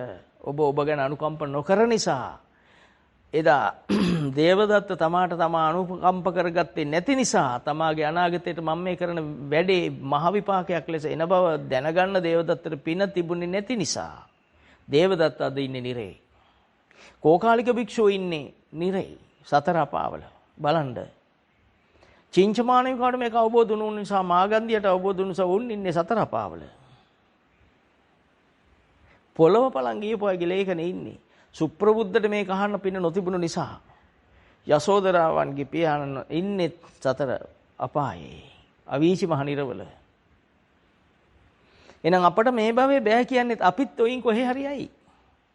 බුදුන් වහන්සේ වැඩ සිටි යුගයේ එහෙමනම් ඉච්ඡමාන බුදුන් වහන්සේ වැඩ සිටි යුගයේ සවනග්ගණ බුදුරස් විහිදපු ගෞතම බුදු පියාණන් වහන්සේ වැඩ සිටි යුගයේ එහෙමනම් මහරහතන් වහන්සේලා පිරිවරාගෙන මග වැඩි බුදු පියාණන් වහන්සේ සිටියේදී බැරි වුණ යුගයේ එහෙමනම් අද කොහොම වෙයිද? අද කොච්චර අමාරුද, කොච්චර බාධකද මේකට? නේද? එදා වෙන බාධක තිබුණේ නැහැ නේ. බාධකයක් ඕන නම් ගෙදරින් එන්නේ නැති නේ. ඉන් එහාගේ බාධක ආවේ නැහැ නේ. ආවේ නිගණ්ඨනාත පුත්තලා තර්ක කරන්න ආවා. Taman දන්න එක දිනවන්න. ඒවා පෙරදුවේ බුදුන් වහන්සේනේ. නිකන් සංඝරත්නේ දාලා පෙරදුවේ නැහැ නේ. එතකොට අපි මේ භවයට වැටුනොත් අපි ගලව ගන්න කාටවත් බෑ. අපිට ගැලවීමට සඳහා තමයි මේ සම්බුද්ධ වචනේ තියෙන්නේ. එම නිසා මේ භාවිතා කරන්න පටන් ගන්න දේ ඉඳලා. තව කොපමණ කලක් මේ විපත තිබේද දන්නේ නැහැ. ඔබ මාධ්‍යවල දකින්න ඇති විවිධ කලක් තියෙයි කියලා. ඉතින් අපිට මෙහෙම හැංගිලා ඉන්නද හැමදාම තියෙන්නේ. කොහොමත් මැරෙනවනේ. ඉන්ජෙක්ෂන් විද්දත් මැරෙනව නැතත් මැරෙනවා. පව තියෙනකොට මොනවා කරත් ගලක් යට හිටමන් මේ බුද්ධ වචනේ කියන්නේ. මෝද යට හිටියත් ආකාශ තලයේ හැංගිලා හිටියත් කොතන හිටියත් කර්මය පළ දෙනවා කිව්වා නම් ඉතින් අපි මේවා මොනවා කරත් පළ දෙනවා. ඒක වෙනස් කරන්න තියෙන දේ දහම නම් මේ නොකර මොනවා කරත් වැඩක් වෙන්නේ නැත. අපි දහම බවට පත් වෙමු. අපේ ජීවිතේ ධර්මානුකූල කරගන්න කොච්චර පව් කරත් අපට පටන් ගන්න පුළුවන් අද. උදාහරණයක් අඟුලිමාල මහා පව් කරලා ඔප්පු කරලා පෙන්නවා. සරකාණිලා හොඳට බීපු අය ධර්මානුකූල වෙලා ජීවිතේ වෙනස් කරලා පෙන්නවා. එතකොට අපිට බැරි වෙන්න විදියක් නැහැ. ඒකලම මේ බුදුසසුනේම ආදර්ශ චරිත තියෙනවා. අපිට ගන්න ආදර්ශ චරිත තියෙනවා. එම නිසා ඔබේ හිතට එන්නේ සංකල්පයක් හැමතිස්සෙම. ඔබට පව් කරන්න එන්නේ සංකල්පයක්. බලන්න මේ චුට්ට තේරෙනකොට අච්චර මේ වගේ පොඩි දෙයක් ඒකනේ බුදුන් වහන්සේ කිව්වේ මම ඔබ මහන්සි කරන්නේ නැහැ කියලා ආනන්ද හාමුදුරන්ට දේශනා කරේ. ආනන්දේ මම ලෝකයා අමාරු දෙයක් දෙන්නේ නැහැ. අමාරු දෙය කරේ මමයි අමාරු දෙය කරලා තියෙන්නේ. මම ලෝකේ කාටවත් තවත් අමාරු දෙයක් පනවනව නෙවෙයි. මේ ලෝකේ ලේසිම දේ. Tamanට මේ සිතුවිල්ලක් කියලා සරලව හිතන්න පොඩ්ඩක් අතමාරු නැහැනේ. මේක අකුසල් සිතක් කියලා හිතන්න පොඩ්ඩක් තමා රාග හෝ දේශ පහළ වූ කල තමන්ගේ සිතට මේ අකුසලයක් කියලා හිතන්න දකින්න පොඩ්ඩක් තමාරු නෑනේ. ඉන්න ඕන ඉරියව්වක ඉඳගෙන මේ මෙනෙහි කළ හැක. කොතන හිටියත් රහසෙත් මෙනෙහි කරන්නේ. කෙනෙක් එක්ක කතා කරද්දී තමන්ට එනවා ද්වේෂ සිතක් රාග සිතක්. ඒක තමන්නේ දන්නේ. තමන්ට මේ රාග සිතක් පහළ වුණා කියලා හිතන එක්කෙනත් එක්ක කතා කරන්න පුළුවන්. මේ දහම භාවිතා කරන අය මේවා දන්නෝ එන සතුටින් hina වෙනවා ඇති. විදේශගතව හිටියත් ඔබ hina වෙනවා ඇති මේ දහම අහන අය. හරි සතුටක් ඒ සතුට හිනාවක් ඒ මා බුදුන් වහන්සේ සම්බන්ධ මහා ගෞරව සිනාවක් එන්නේ. මෛත්‍රිය පිරුණු සිනාවක් එන්නේ. බුද්ධං සරණං වෙන හිනාවක් එන්නේ. ඔව් කතා කරනකොට රාගය පහළ වෙලා කෙනෙක් එක්ක. එතකොටම දකින්න මේ රාග සිතක් නෙමෙයි අකුසල් සිතක් නේ කියලා මෙනෙහි කර කතා කරනවා. එයා එතකොට දැන් අවිද්‍යාවෙන් මිදි යන කෙනෙක්. කවදාවත් නොදැක්ක දෙයක් දකින්න කෙනෙක්. කවදාවත් නොසපු දෙයක් බුදුන් වහන්සේ දේශනා කර අහගෙන තමන් තුළින් දකින්න කෙනෙක් පුබ්බේ අනනුසුතේසු ධම්මේසු. ඔහු දකින්න කෙනෙක් චක්කුන් උදපාදී ඇස් ඇති කෙනෙක්. ඥානය තියෙන කෙනෙක් ඥානං උදපාදී. තමා තුළින් දකින්න ප්‍රඥා උදපාදී. ප්‍රඥාව උපදවගත්ත කෙනෙක්. අවිද්‍යාව යටපත් කොට විද්‍යාව පහළ කරගත්ත කෙනෙක් විද්‍යාව උදපාදී. අඳුර නසා ආලෝකය පතුරව ගත්ත කෙනෙක් ආලෝක උදපාදී. එයා ගැන ඒ තරම් ගෞරවයක් බුදුන් වහන්සේ පෙන්නනවා පනවනවා. කවදාවත් නොදැක්ක දෙයක් මේ ඔබ දකින්නේ. ඔබ ගැන ඔබට කරන්න පුළුවන් දෙයක් මේ දේශනාව ඕන කෙනෙකුට පුළුවන්. මේක ආගමක් නෙවෙයි. මේක දර්ශනයක්. මේක ඕන කෙනෙකුට පුළුවන් නිසායි භාග්‍යතුන් වහන්සේගේ ශාසනය තුල පැවිදි වෙන්නේ අන්‍ය ආගමිකයෝ ඇවිල්ලා. ඒ දෙසටක් ආගම් වල හිටපු අය තමයි පැවිදි වෙලා රහතන් වහන්සේලා බවට පත් උනේ. එම නිසා මේක ඕනම කෙනෙකුට අද ලංකාවේ තුන් ලෝකෙම ඉන්න ඕන කෙනෙකුට පුළුවන්. ඒකයි සාතාගිරලා හිමවතල සෝවන් වෙන්නේ. සුචිලෝමල කරලෝමල මේ මාර්ගඵල ලබන්නේ ආලවකල මගඵල ලබන්නේ. ඒක තුන් ලෝක යක්කුන්ට ප්‍රේතයන්ට පුළුවන් නිසායි ප්‍රේතයෝ මේ දහම් බුදුන් වහන්සේට දානි පූජා කරලා පින් දෙනකොට බිම්බිසාර මහරජුරුවන්ගේ ගෙදර 4000ක් ප්‍රේතයෝ දිව්‍යස්ථානගත වෙන මේ ඕන කෙනෙකුට පුළුවන් මේ දහම තියෙන කෙනෙකුට මේ ලෝකෙ වෙනස් කරන්න පුළුවන්. ඒ උතුම් තලයට එන්නයි ඔබ මේ උත්සාහ කරමින් ධර්ම ශ්‍රවණය කරන්නේ. එතකොට ඔබට ඔබ නොපෙනෙනු එකයි මෙච්චර කලක් වුණු ප්‍රශ්නේ. ඔබේ සිත දකින්නවා කියන්නේ සිත සුද්ධ කරනවා කියන්නේ සිත දකින්න කියන්නේ ඔබ දකින්නවා. ඔබ දකින්න කියන්නේ ඔබට බුදු පියාණන් වහන්සේ ඇසුරු වෙනවා ධර්මය ඇසුරු වෙනවා. සංඝ රත්නය ඇසුරු වෙනවා. ඔබ මේ ලෝකේ සමුගන්න මේ ලෝකෙන් කිව්වම බාහිරින් නෙවෙයි. ඔබේ ආධ්‍යාත්මය තුල හටගත්ත පාපකාරී අකුසල් සිතෙන් ඔබව සමුගන්න දවස. එය අත්හරින්න පුරුදු වෙන දවස. එය දකින්න දවස. පටන් ගන්න තියෙන කාටත් එතනින්. පටන් ගන්න තියෙන කාට සෝවාන් මාර්ගෙන්. රහතන් වහන්සේටත් පටන් ගන්න තියෙන සෝහන් මාර්ගෙන්.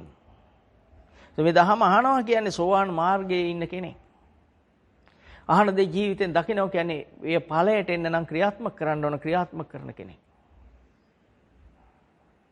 ක්‍රියාත්මක වෙන්න ඔහුගේ කෙලෙස් ධර්මයන් පෙනෙන ශක්ති බලවත් වෙනවා. උපන් අකුසල් යටපත් වෙනවා. උපන් අකුසල් ඇසුරු වීම නවතිනවා. එතකොට නූපන් අකුසලේ ඊළඟට එන්න තියෙන අකුසලයට එන්න පාර වැහෙනවා. ඒකයි නූපන් අකුසල නූපදිනවා කියන්නේ. දැන් ඔබට කෙනා දිහා බලන් ඉද්දි හතුර කියලා හිතෙන්නේ නැහැ. ඒ වෙලාවේ දහම ඇසුරු වෙනවා. ඒකයි නූපන් අකුසල නූපදින වෙලාව කියන්නේ. නූපන් අකුසලේ මේ නූපදින්නේ මොකක් නිසාද? උපන් අකුසල් පහ වෙන වෙලාව නිසා. උපන් අකුසල් පහ වෙනවා කියන්නේ මොකද්ද? සද්ධර්මය ඇසුරු වෙන වෙලාව. හිතෙන්නේ නැද්ද බුදුහාමුදුරුවෝ මොනතරම් සේවයක් අපිට කරලාද? අපිට පදෙන් පදයට පෙන්නලා වරදින්න තැනක් තියලා නැහැ. නේද? තව බුදුන් වහන්සේ වැඩ සිටිනම් හොඳයි කියලා හිතන්න තැනක් ඉතුරු කරලා නැහැ. උන්වහන්සේ සියල්ල දේශනා කළ බව දේශනා කළා. මම නැවත මේ කොටස කියනවා. මේ කොටස හොඳට අවබෝධ කරගන්න. සම්මා වායාමේතර සතර සම්‍යක් ප්‍රදාන වීරිය. නූපන් අකුසල් නූපදින, උපන් අකුසල් පහ වෙන, නූපන් කුසල් උපදින, උපදවාගත් කුසල් විපුල භාවයට පත් කරමින් බහුල කරන තැන. මම මේ කතා කරන්න යන්නේ චුට්ට. ඔබට කෙනෙක් පේන මොහොතේ හිතනවා ඒ තමයි හතුරා. දැන් මේ ද්වේෂ සිතක්. දහම අහපු පින්වත් කෙනෙකුට පේනවා ඒ කෙනා පේනකොට හතුරෙක් කියලා හිතෙනකොට නෑ මේක අකුසල් සිතක්. මේ ද්වේෂය මූලික වූ සිතක්. ඒ වෙලාවේ යාට ඇසුරු වෙන්නේ දහම. ඇසුරු නොවෙන්නේ කෙලස් ටික. එතකොට ඒක කෙලෙසයක් වශයෙන් නැවත ඇසුරු වෙන එක නැවතුණු මොහොතක යා ඉන්නේ. අන්න ඒකයි නූපන් අකුසල් නූපදිනවා කියන්නේ. නැවත හර එළිය කෙනා හතුර කියලා පේන්නේ නැහැ දහම තියෙන නිසා. අන්න දහමෙන් යා රැකුණා. නූපන් අකුසල් නූපදිනවා කියන්නේ උපන් අකුසල් පහ වෙන මොහොත. එහෙනම් දැන් උපන් අකුසල් පහ වෙන මොහොතයි නූපන් අකුසල් නූපදින මොහොතයි කියන්නේ එකම මොහොතක්. ඒ වෙලාවේ කවදාවත් නොතිබුණු හැකියාවක් එයාට තියෙනවා.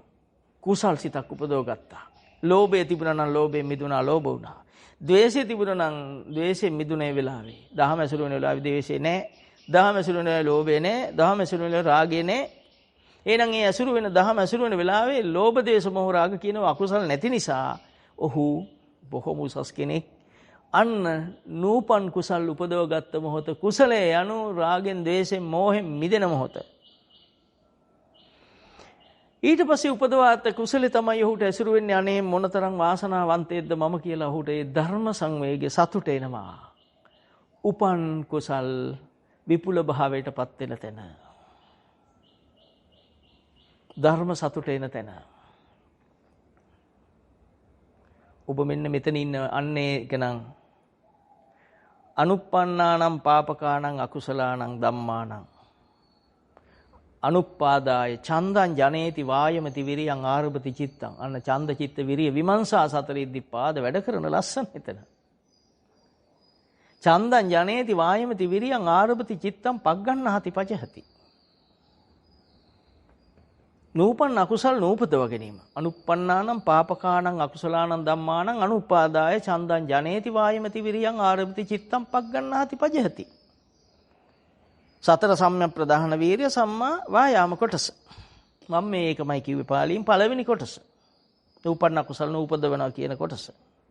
එතකොට නූපන් අකුසලයක් නූපදවනවා කියන්නේ දහම දන්න කෙනෙක් නේ. නොදන්න කෙනෙකුට වෙන එකක් නෙවිනේ.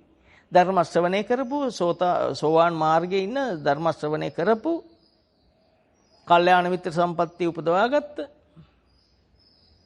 උත්තමී.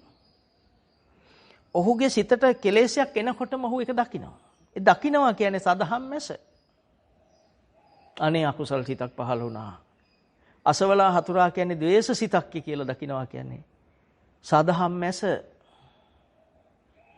ද්වේෂ සිතක්. ඔහු මේ කතා කරන වෙලාවේ කෙනෙක් එක්ක කතා කර මේක දකිනවා ඇත්තේ. ඉස්සරහා තමා එක්ක කතා කරන කෙනා කරපු පරණ වරදක් මතක් වෙනවා. ඒක අකුසල් සිතක්, ද්වේෂ සිතක්. ඔය කතා කරද්දි මේ දහම් මැස පහල කරගන්න. ඔහුට දහම් මැස පහල වෙනවා. ඒ ඔක්කොම අනාත්මයි. සබ්බේ ධම්මා අනාත්තාති. සීල ධර්ම අනාත්මයි. මමෙක් හෝ මගේ හෝ මගේ ආත්මයක් නෙවෙයි කිසිම ධර්මතාවක්. කුසල ධම්මා කුසල ධම්මා අව්‍යක්ෘත ධම්ම මොනම ධමයක්වත් ආත්ම නැහැ, අනාත්මයි. පුජ්‍යලයක් නෙවෙයි, ධර්මතාවක්. එතකොට මේ කතා කරගෙද්දී ඒ කෙනා කරපු වරදක් මතක් වෙනවා කියන්නේ අකුසලයක් පහළ වුණා. අකුසලේ පහළ වෙනකොට එතකොටම ධම්මසත් ආවා. මේක අකුසල් සිතක්. මෙතන තියෙන ද්වේෂය, මෙතන සංඥා මාත්‍රයක් තියෙන කියලා එයා සාකච්ඡාවක් කරගන්න ඕන. කාලේන ධම්ම සාකච්ඡා. ඔක්කොම එක තැන. ඔව් සාකච්ඡාව කරන වෙලාවේ උපන්න අකුසලේ පහ වෙනවා විතරක් නෙවෙයි, නැවත ඒ පේන රූපෙට හතුර කියලා හිතෙන බව නවතිනවා. ඒකයි නූපන්න අකුසල් නූපදින මොහොත මුලට තියෙන්නේ. ඒ මුලටම තියෙන්නේ අර පළවෙනි සිත එනකොටම ධම්මස ආපු නිසා නැවත ක්‍රියාත්මක වෙන්න ශක්තියක් ඔහු තුල නැත්තේ. දහම තමයි බලය, ලෝකේ තියෙන උත්තම බලය වෙන්නේ දහම. තීරක සාධකයේ වෙන්නේ සද්ධර්මය. ධම්මෝ හවේ රක්කති ධම්මචාරියන්. ඔහු දහමෙන් රැකුණු හැටි, ඔහුට පවක් අයිති නොවුණු හැටි, උපන්න කුසල් පහ වුණු හැටි, නූපන්න කුසල් නූපදින හැටි, නූපන් කුසලයක් උපන්න හැටි. කුසලය නම් සද්ධර්මය, අලෝභය නම් දහම නිසා ලැබුණු බලයමයි. කුසලය නම් අද්වේෂයමයි, දහම නිසා ලැබුණු උත්තරීතරත්වයමයි. කුසලය නම් අමෝහයමයි, දහම නිසා ලැබුණු බලයමයි. අන්න නූපන් කුසල් ඉපදුණු හැටි. මේ ඔක්කොම එක මොහොතේ.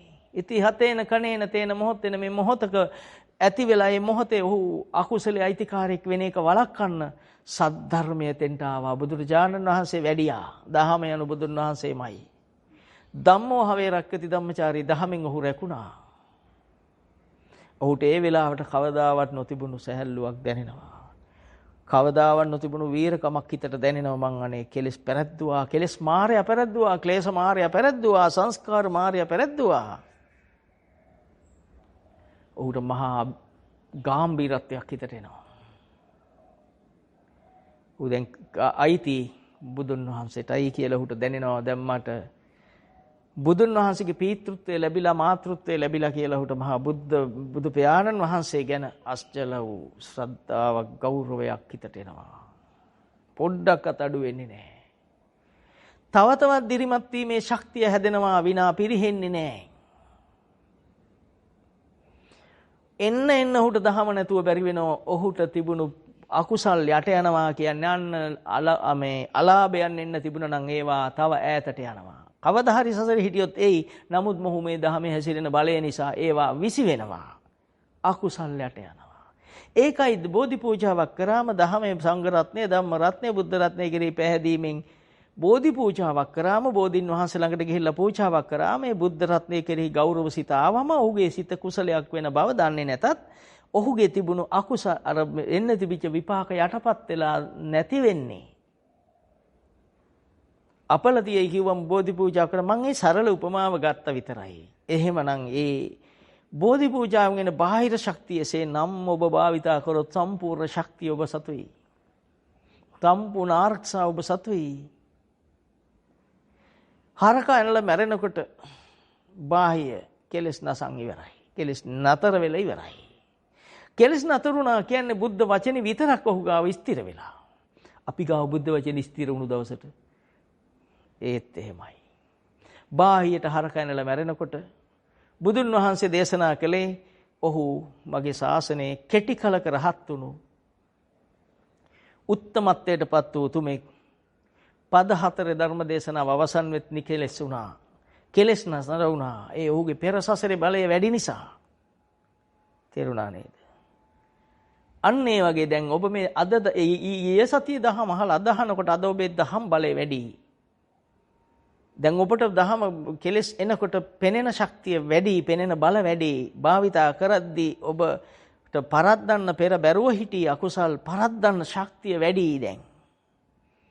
තප්පරේ ගානේ දිනපතා අහන්න මේකේ බලය වැඩි වෙනවා. දහමේ බලය වැඩි වෙනවා. සෝවාන් වෙන්න මුකුත් දේශනා කරේ නෑනේ.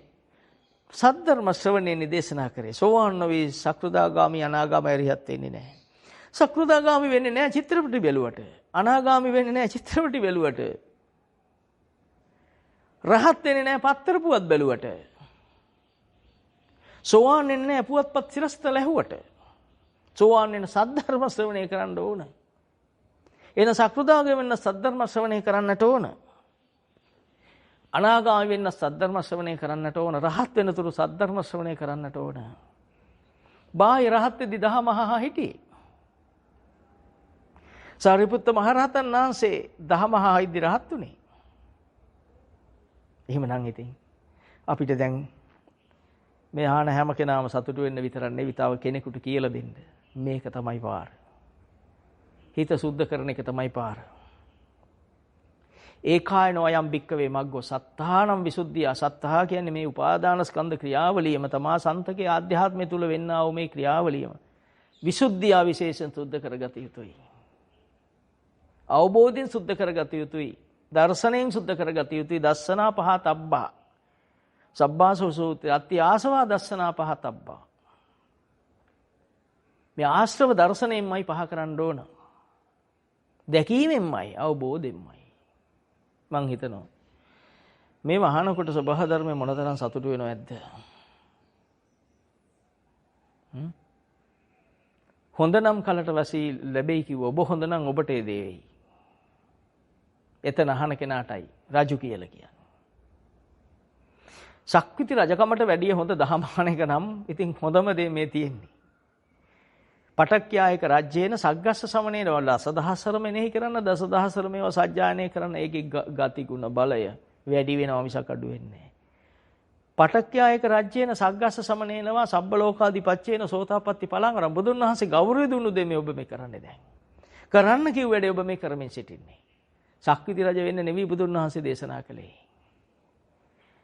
දිව්‍ය ලෝකෙ උපදින්න නෙවෙයි උන්වහන්සේ දේශනා කළේ. මොකද්ද?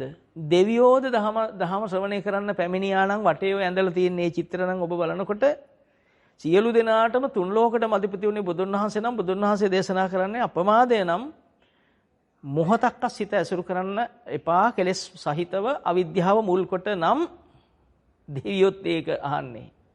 අභිධර්ම කියලා දෙවියෝ හෙව්වෙත් ඒක.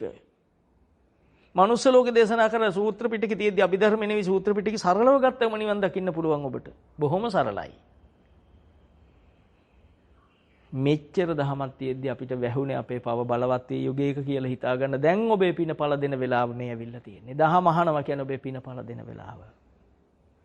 එදා අඟුලිමාල මරන්න කොසල් රජුගේ ආයුධ අරගෙන ගියේ. යනකොට ඊට පෙර දින බුදුරජාණන් වහන්සේ සරණ ගිහිල්ලා තමන් ළඟ වාඩි වෙලා ඉදිරියේ ධර්ම ශ්‍රවණය කරමින් හිටියේ. කොසල් රජුගේ මහා සේනාවක් අරගෙන ජේතවනාරාමෙන් අසලින් යනකොට දැක්ක බුදුන් වහන්සේ ධර්ම දේශනා කරමින් සිටියා. අද තාප්ප ගහලා තිබ්බට වැටවල් ගහලා මේ ලෞකික ලෝකෙ තිබ්බට එදා ඒව නැහැ. ඒ පාර තියෙන්නේ මැදින්. ඉතින් යනකොට දැක්ක බුදුන් වහන්සේ ධම්සභා මණ්ඩපයක ඉන්නවා. කොසල් රජු ඉතින් බුදුන් වහන්සේට ගොඩක් ගෞරව කරනවා. ඒ නිසා බුදුන් වහන්සේ බැහැදකල යන ආයුධ පැත්තක තියලා ගියා. බුදුරජාණන් වහන්සේ ඇහුවා ඔබ කොහි යන්නද මහරජා? අඟුලිමාල මෙල්ල කරන්න යනවා කිව්වා. භාග්‍යතුන් වහන්සේ කිව්වා මෙල්ල කරන්න යන්න ඕනේ මේ ඉන්නේ මෙල්ල වෙලා ඉස්සරහ කසාවන් චීවරයක් ඇඳගෙන පාත්‍රයක් දරාගෙන ඉන්නේ ඒ උත්තමත්වයටපත් වෙලා කියලා. කොසල් රජු පණ කඩන් දිව්වා. අහලා ඇති මේවා. එතකොට බලන්න බුදුන් වහන්සේ වචනකින් ඔහුට දීපු ගෞරවය. ඔහු වන්දනාවට පාත්‍ර වුණේ මේ බුද්ධ වචනේ භාවිතා කරලා. නැත්තම් අදත් අඟුලිමාලට බණින එකයි අපි කරන්නේ. ඇයි ඒ? බුදුහාමුදුරුවෝ සරණ නොගියා නම් අපි ඔහුට පාප චරිතයක් ලෙස බණි අපේ මාතෘකාවක් වෙයි. නමුත් අද අඟුලිමාල උත්තමයන් වහන්සේගේ චෛත්‍ය හදන්න අපේ පින්වත් සංඝරුවන ලංකාවේ ගුණය ඉහළ නිසා ලෝකෙට පරමාදර්ශයක් දුන්න නිසා අපිටත් පුළුවන් වෙන්න ඕන අපේ චරිතය වෙනස් කරගන්න. එහෙනම් එතන ආදර්ශය තියෙනවා මේ ලෝකේ ආයු වන්නෝ සුඛම් බලං ආයුෂ වර්ණ සැප බල සියල්ල. ආයුරාෝග්‍ය සම්පත්තිය නිරෝගී සම්පත්තිය මේ මාර්ගය තුල තියෙනවා. මේකට විකල්පේ මේ ලෙඩවලට විකල්පේ සිල් ගැනීමමයි සීලයමයි. සීලයමයි ආරක්ෂාව. සීලේ පටිත්තාය නරෝ සපඤ්ඤෝ චිත්තම් පඤ්ඤාති භාවේය. මේ මීට වඩා එහා දෙයක් නැහැ. භාග්‍යතුන් වහන්සේ වඩිනකොට විශාලා මහනුවර සුද්ධවන්ත උනේ. මහ වැහි වෙහෙලා පුලුටු ගඳවල් ගහගෙන ගියේ. මොනවත්තරම් බුදුන් වහන්සේ ගියේ නැහැ. නේද? මට කියන්න පුළුවන් සීමාවේ මම මේ ටික කියන්නේ ඉතිරි සීමාව ඔබ විසින් පනව ගන්න හිතලා ගලප ගන්න. උන්වහන්සේ හිස් සතින් ගියේ. දානේ වළඳන පාත්‍රයේ පමණයි උන්වහන්සේ දෑති තිබුණේ. ඒ ගියේ මහරහතන් වහන්සේලා ගාව තිබුණේ පාත්‍රයේ පමණයි වෙන මොකුත් තිබුණේ නැහැ. ඒ හැයට කොළ කොටුපු බෙහෙත් එහෙම හොයන් ගියේ නැහැ පොවන්න. මොන වෙදකමක් කරන්න ගියේ නැහැ විශාලා මහනුවරට. බුද්ධ වචනේ අරන් ගිහිල්ලා මේ ප්‍රාතිහාර දැකපු අය ඇහුවා මේ ප්‍රාතිහාරය නිසා මේ රට සුවපත් වුණා. කෙසේද මේ ප්‍රාතිහාර පෑවිකොම් නුඹලාටත් මේ කළ හැක කියලා. දේශනා කළ සූත්‍රය තමයි මහා රතන සූත්‍රය. මහා කියන්නේ උත්තරීතර නිසයි. ඉදම්පි බුද්දේ රතනම් පණීතං ඉදම්පි ධම්මේ රතනම් පණීතං ඉදම්පි සංඝේ රතනම් පණීතං මේ බුද්ධ ධම්ම සංඝ යන තෙරුවන් සරණ යන හැටි. ඒ වචනේ කියද්දී අච්චර ප්‍රාතිහාරයක් වුණා නම් ඔබේ ජීවිතේ මේ ධහම බවට පත් කරා නම් ප්‍රාතිහාරයක් නේ ජීවිතේ. ජීවිතේ ප්‍රාතිහාරයක්. ඒ ඔක්කොම කරන්න ඒ තරම් ප්‍රාතිහාර කරන්න මොනවද කරන්න කිව්වේ? සද්ධර්ම ශ්‍රවණය කරන්න සෝහන් වෙන්න. කල්යාණ මිත්‍ර සම්පatti උපදව ගන්න. යෝනිසෝ මනසිකාරය ඒ කියන්නේ ගලපා බලන ශක්තිය ඒ වෙලාවෙම පහළ වෙනවා එතකොට. ඒ පෙරපින් මගින් ශ්‍රද්ධාවේ බලය මත යෝනිසෝ මනසිකාරයේ ජීවමාන වෙනවා. එතකොට ජීවිතය දහම බවට පත් වෙනවා ධම්මානු ධම්ම පටිපන්න වෙනවා. මොනතරම් ලොකු තැනකට එන්න කෙටි කලක් ඇතුළත පුළුවන් ද බුදු හිමියන්ගේ මේ උතුම් වචන ඉදිරියේ. උන්වහන්සේ දේශනා කරේ වචන ටිකක් විතරයි. නේද? අකුරු 8යි පද 3යි. අනිත්‍ය දුක්ඛ අනාත්ම. ඒකේ අකුරු 8යි. මේ චුට්ට තේරෙනකන් කියන්න මොනතරම් සූත්‍ර පිටකේ සූත්‍ර තියෙනවද? තේරෙන කෙනයි ඥානෙ මතයි සූත්‍රෙ දික් වෙන්නේ. නොතේරෙනව නම් තේරෙන අවබෝධ වෙනකම්ම උන්වහන්සේ දේශනා කළා. නොතේරුණ ශ්‍රද්ධාව උපදව ගන්න හරි මේ දහම් පණිවිඩය දෙන්න පුළුවන් තැන්වල උන්වහන්සේ දුන්නා. අවමතිය උන්වහන්සේ පිරිනවම් පාන වෙලාවෙත් අන්තිම ශ්‍රාවකයට දහම් දෙසුවා. අපි කරයිද? අපේ ගුරුවරයා අපේ ගුරු දේවයන් වහන්සේ ශාස්ත්‍රුන් වහන්සේ භාග්‍යතුන් වහන්සේ ගෞතම තථාගත සුගතයන් වහන්සේ ගැන මේ කතා කරේ. උන්වහන්සේ අනුන්ට මතක් කරේවත් නැහැ දානෙ ගැන. මතක තියාගන්න වේරංජ ප්‍රශ්නේදී වස්සසන්න ධනංජානි බමුණ ආරාධනා කළ ගිය තැන අමතක වුණ බමුණට ආනන්ද හඳුරු මතක් කරන්න හැම ඕනේ නැtei කිව්වා. උන්වහන්සේගේ ගතිගුණ ගැන මේ කියන්නේ. උන්වහන්සේගේ උත්තරීතර ශ්‍රේෂ්ඨ චරිත ගැන මේ කියන්නේ. යවහල් වළඳලා ඉන්න තරම් උත්තරීතරයි. ඔබත් පටන් ගන්න. කාටවත් බරක් නෙවෙයි. බුද්ධ වචනේ ජීවිතයට සම්බන්ධ කරගෙන බුදුරජාණන් වහන්සේගේ දරුවෙක් කියලා අවසාන ආත්මය කියලා හිතාගෙන දැඩි වෙන්න දහමට. මොකද දැන් කොහෙවත් යන්නත් බෑනේ. දැන් ඔබට ඇවිදින්න බෑ. මොනවා තිබ්බත් ඇවිදින්න බෑ. ඉදිරියේ තාම මොනව වෙයිද දන්නේ නැහැ. නේද?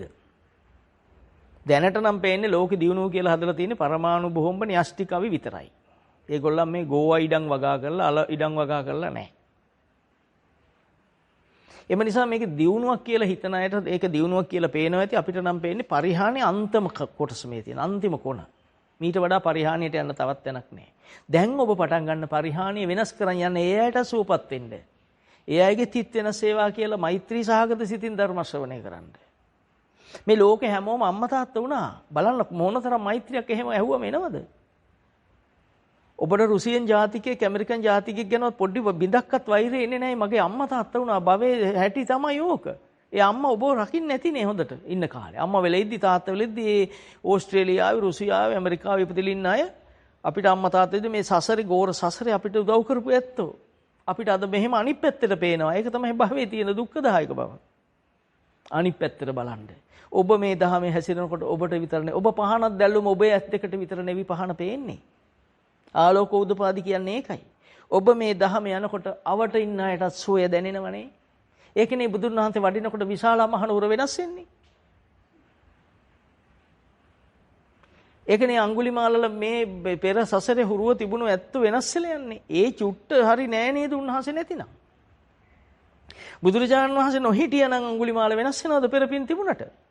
සාරිපුත්ත හාමුදුරුවෝ රහත් වෙනවද බුදුන් වහන්සේ නැතිනම්? මම කාගේ ශාස්ත්‍රුන් වහන්සේ බුදුන් වහන්සේ කෙලෙහි ගුණ තියෙන්න ඕන අපිට. උන්වහන්සේගේ නම නිකන් බුදුහාමුදුරුවෝ කියලා කියන්න මොනතරම් පවද්ද? පින්වත් භාග්‍යතුන් වහන්සේ අපි දන්න ඉහළම ගෞරව නාමකින් අපි කතා කරන්නේ.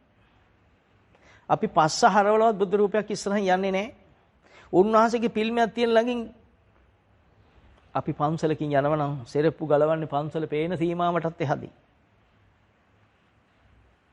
අපි එහෙම ගරු කරන් ආපු පිරිසක්. ඔබේ ජීවිතේ දැන් වෙනස් විය යුතු කාලය ඇවිල්ලා. ඇයි හැම ක්‍රමෙම කරලා බැලුවා හරි ගියේ නෑ මේ ලෝකෙට දැන්. හරි ගිහිල්ලා නෑනේ. නමුත් ඔබට මේ හිත සතුටෙන් තියාගන්න මේ ලෝකෙ කිසි දෙයක් ඕනේ නෑ නේද? බුද්ධ වචනේ ඇති නේද? මේ ලෝකයේ දුකෙන් ඉද්දි මේ දුකටපත් ආයෙට තමයි මේ වචනේ තියෙන්නේ. මේ දුකයි මේ සියලු ලෝකේ නම් දුකක්මයි. නේද? මේ ලෝකේ දුකක්. මේ දුක් පළවා හරින්න තියෙන දේ තමයි සද්ධර්මය. දුකෙන් නිදහස් වෙන්න තියෙන දේ තමයි සද්ධර්මය. සද්ධර්මය අහලා සුණාත මේ අහලා ධාරේත හොඳට මතක ශක්තිය ඇති වුණාට පස්සේ චරාත භාවිතා කරන ශක්තිය ආවට පස්සේ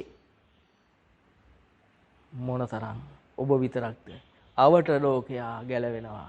අවට ලෝකයටත් පින්ඵල දෙනවා. සීවලි මහරහතන් වහන්සේ ලෝකේ ඉන්නකම් වටපිටාවේ ආගෙත් පින්ඵල දෙන්න ගත්තා. ලෝසකාවට පස්සේ වටපිටාවෙත් පව්ඵල දෙන්න ගත්තා. මහා පින්වත් කෙනෙක් වුණොත් ඔහුට පුළුවන් පරිසරයක්ම වෙනස් කරන්න. ඒක තමයි සමස්තය නුනත් අති බහුතරයක් වෙනස් කළ හැක. ඒ අවබෝධ කරගෙන අද ඉඳලා පටන් ගන්න ධර්මානුකූල ජීවිතයක් ගත කරන්න. ජීවිතය සරල වෙලෙයි. ඔබේ ඇස් දෙකේ හැමතිස්සෙම මේ වහිටලා තියෙන රාගික, ද්වේෂික ඇස අයින් වෙලයි. මෝහයෙන් පිරලා තියෙන මනස ප්‍රඥාවෙන් පිරෙයි. ඇස් දෙක නිවිලයි. ඇස් දෙක මෛත්‍රියෙන් පිරෙයි. කරුණාවෙන්, දයාවෙන්, මුදිතාවෙන්, උපේක්ෂාවෙන් පිරෙයි. කන නාසය ගන්න හුස්ම ටික පවා මහා සාන්තියක් වෙයි. ඔබ පිට කරන හුස්ම පවා මේ පරිසරයට සාන්තියක් වෙයි. ධර්මානුකූල වෙන්න. මේ වහන්න හැමදාම හම්බෙන්නේ නැහැ. අහපු දවසට මතක තියාගන්න කියලා නේ දේශනා කළා තියෙන්නේ නේ ධාරේතනේ. මතක ශක්තිය බවට පත් වේවා. ඒකත් ධර්මතාවක්. ඒ මතක ශක්තිය පහළ උදේ චරාත භාවිතාංග බවට පත් වේවා. චරණය වේවා, ක්‍රියාත්මක වේවා. නේද? අන්න එදාට ඔබට පෙනේ ඇස රූප ගැටෙනවා කියන්නේ ආයතන දෙකක් තියෙන බව. ඔබට ඒ කෙනෙක් කියලා පේන සිත අයින් වෙලයි. ඒ ආහතුර කියන සිත අයින් වෙලා ආයතන දෙකක් දර්ශනය වෙයි. ආයතන පෙනෙනකොට ඔබට පෙනේ මේ සතර මහා ධාතු කයක් නේද කියලා. අන් ධාතු විදියට මේ කය පෙනෙයි. සතර මහා ධාතුන්ගෙන් හැදිච්ච දෙයක් කියලා පෙනෙයි. මම කියලා නොපෙනී මෙහි සත්‍ය ඥානය ජීවිතේ ක්‍රියාත්මක වෙයි. නේද? මේ වෙලාවේ මගේ හිතට පහළුනේ සිතුවිල්ලක් කියලා කියන වෙලාවේ තියෙන ස්කන්ධ පහක් කියලා දර්ශනය වෙයි. මෙච්චර කලක් නොපෙනුණු දෙයක් ඔබට පෙනෙනවා කියන්නේ සත්‍ය ඥානයමයි.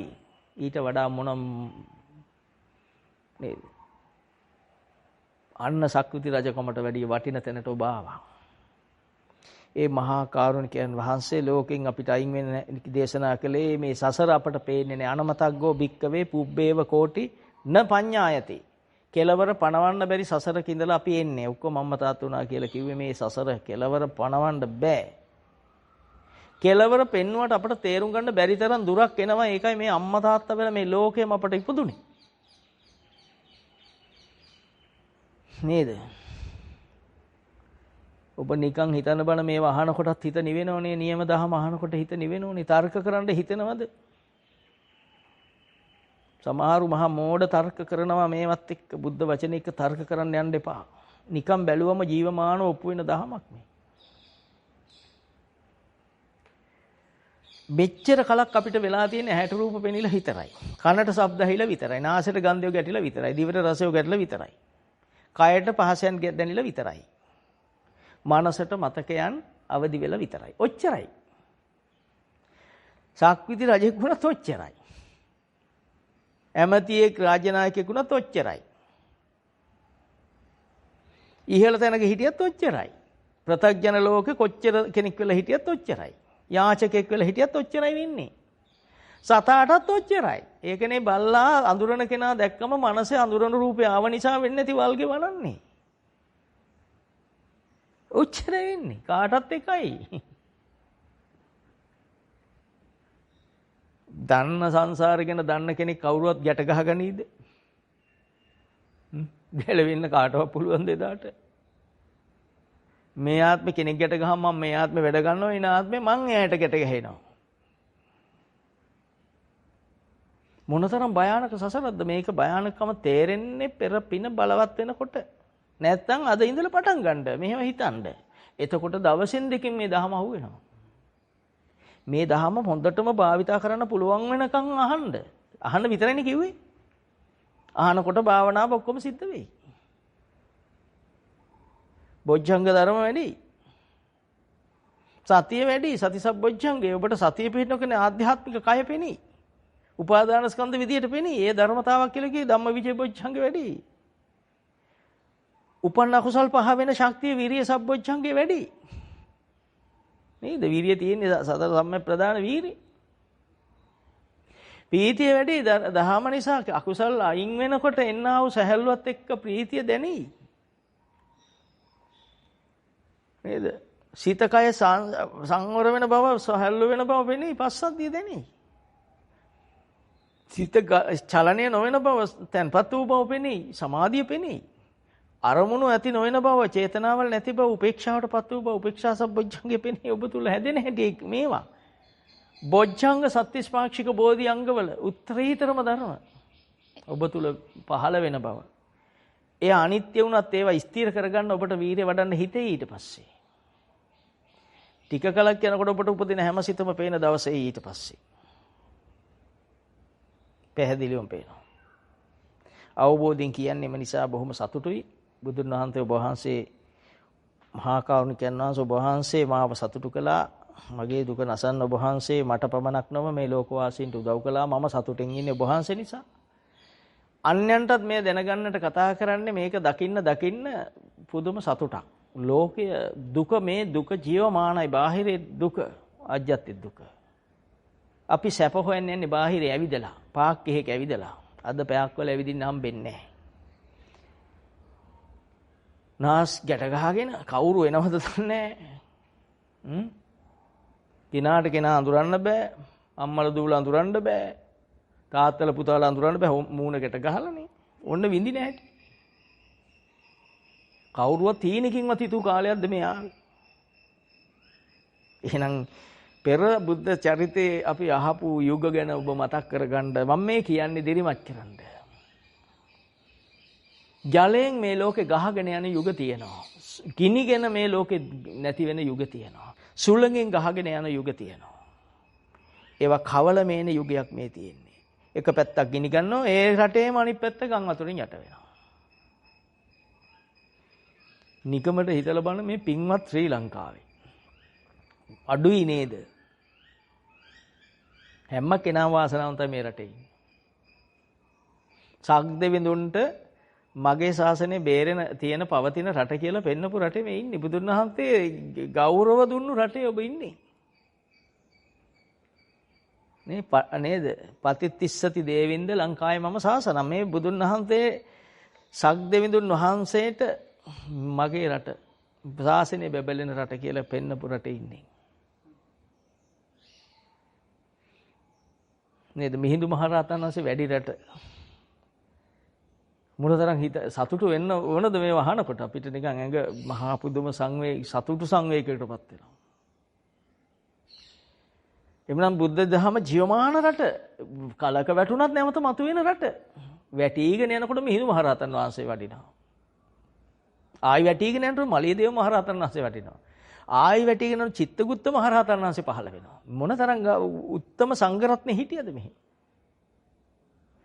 සත්තු මරපු අය රහත් වෙන රට. විලක්ක තිස්සලා මොනවයින්වත් අඩුපාඩු තියෙන රටක් නෙවෙයි.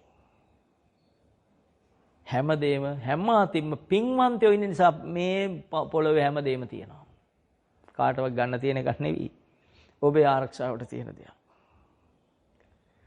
එතකොට මේ චතුරාර්ය සත්‍ය අවබෝධ කරගත්ත කෙනෙක් අපි හිතමු ඔබ යම් ඵලයකට ඇවිල්ලා ඉන්නේ. ඔබ මේ ඵලයේ ඉන්න කෙනෙක් මුළු සමාජෙ තදින් මත හැරලා ඉන්නේ. ඔබට දෙන දානේ මොන වගේ බලයක් ඇද්ද? ඔබට ලැබෙන දේ මේ පින්වත් සංඝරත්නයට දෙන දානේ එවැනි උතුමන්ට දෙන දානේ ආනිසංස පෙන්නනවා භාග්‍යතුන් වහන්සේගේ දහම තුල. එදා සාරිපුත්ත මහරහතන් වහන්සේ සංඥා වේදිත නිරෝධ සමාපත්තියෙන් දින 7කට පස්සේ නැගිට්ටා. නැගිටලෙද්දී දානේ දෙන්න වාසනාවකද පුන්න දුගිය සහ ඒ බිරිඳ කුඹුර රත්තරන් වුණු කතාව අහලා ඇති. මේ කුඹුර නතු රත්තරන් වෙන්නේ මේ හුළඟේ නේද? මිනිසු කරන තර්ක විද්‍යාත්මක තර්ක කියන ඒවා පස්සේ දුවන්න එපා. මේවා පිළිගන්න පුළුවන් කෙනෙක් වෙන්න. ඔබට ඔප්පු වෙනවා මේවා පස්සේ මේ සතර මහා ධාතු පරිවර්තනය වෙන හැටි. ඔබේ පිනට යමක් වෙනස් වෙන්නේ සතර මහා ධාතු පරිවර්තනයක් වෙන්නේ. ඔබේ ගතියට තමයි පරිසරය. එහෙනම් මේක එච්චර හිතන්න දෙයක්වත් නෙවෙයි. ඒ ඔබ නරක නම් ඔබේ නරක සිතුවිලි දරුණු කාලෙක මෙවැනි පරිසර තත්ත්වයක් වෙන්නේ. ඔබ සිල්වත් වෙනකොට මේ පරිසරය ෂණිකව සිල්වත් වෙනවා. මහා වෙලාවක් යන්නේ නැහැ මේකට. ධර්මානුකූල වෙන්න දැන්.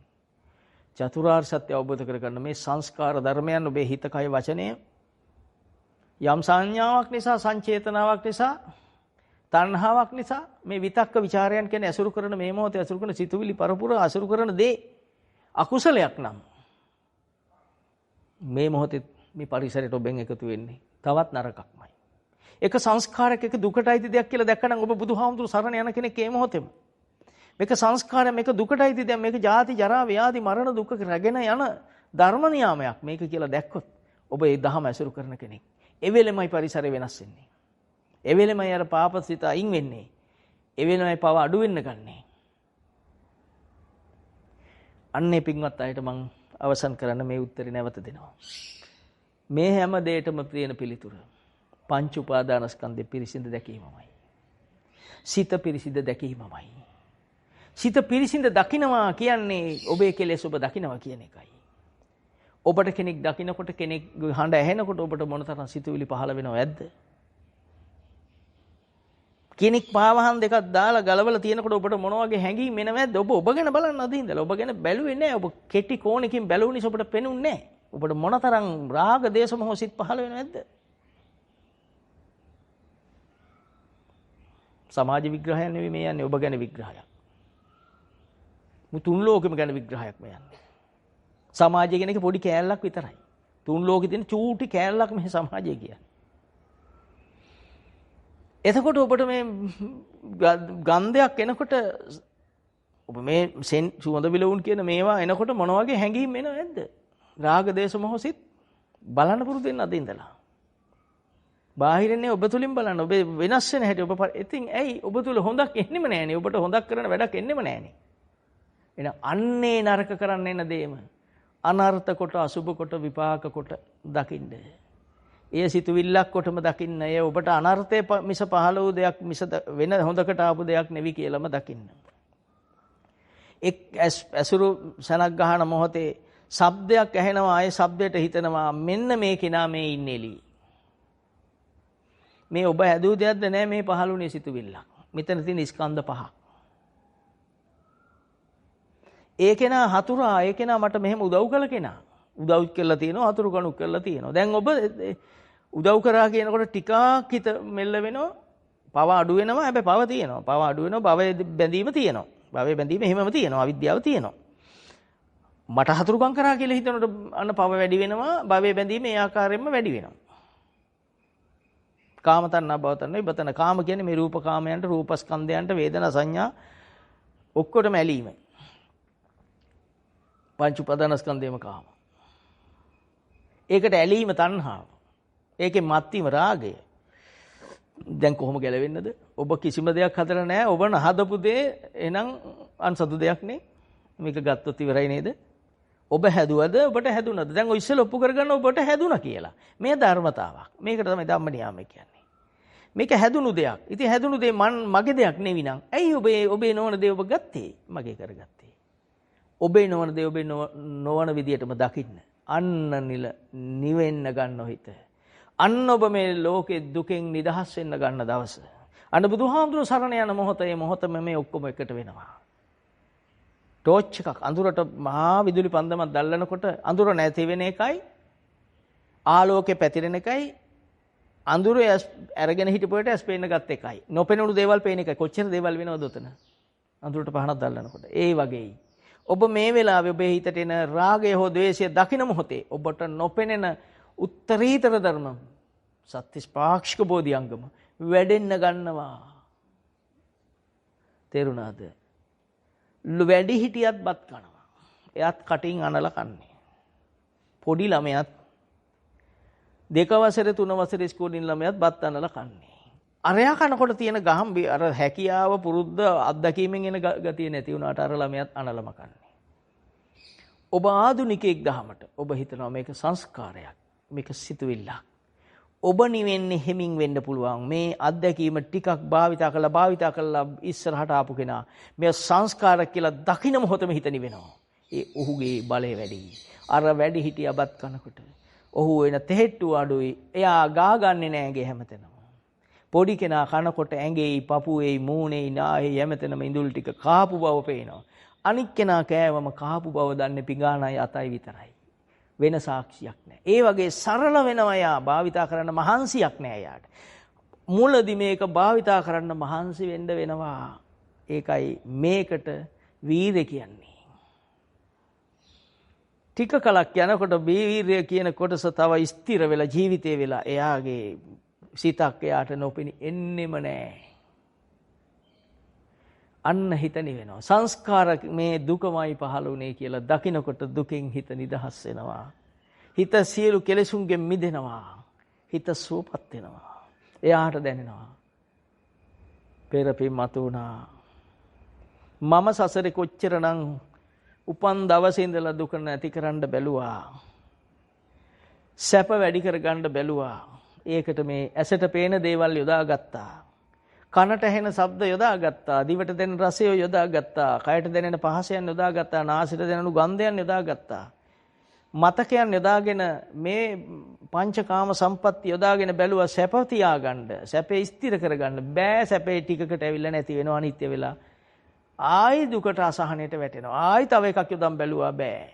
කාලා බැලුවා බෑ. බීලා බැලුවා බෑ. නාලා බැලුවා මොකකින්වත් එන්නේ නෑ. සියල්ලම අනිත්‍යයි. මේ අවබෝධ වෙන්න ගන්න ඔබට.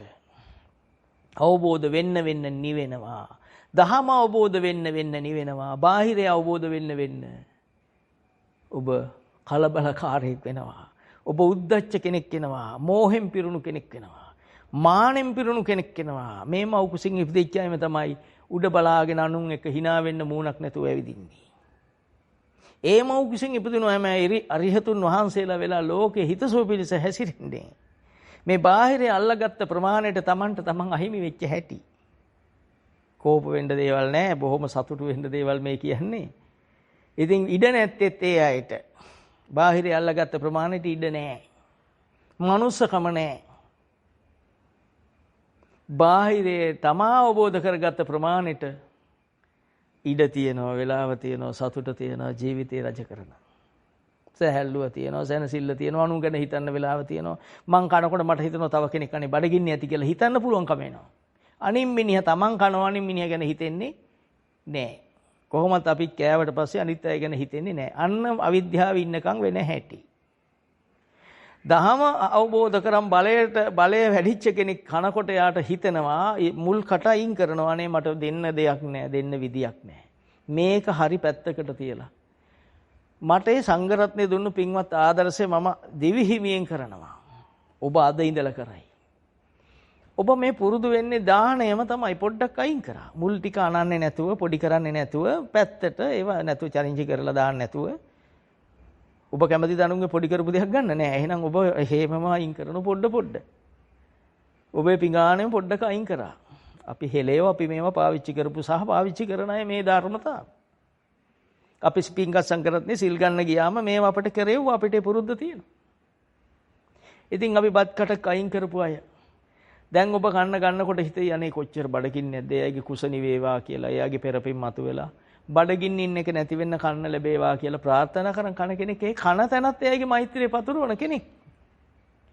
කන තැන මේ පිඟානට වැඳලා කන කෙනෙක්. මේ බත්පත ලැබෙන්නේ බුදුන් වහන්සේ නිසායි.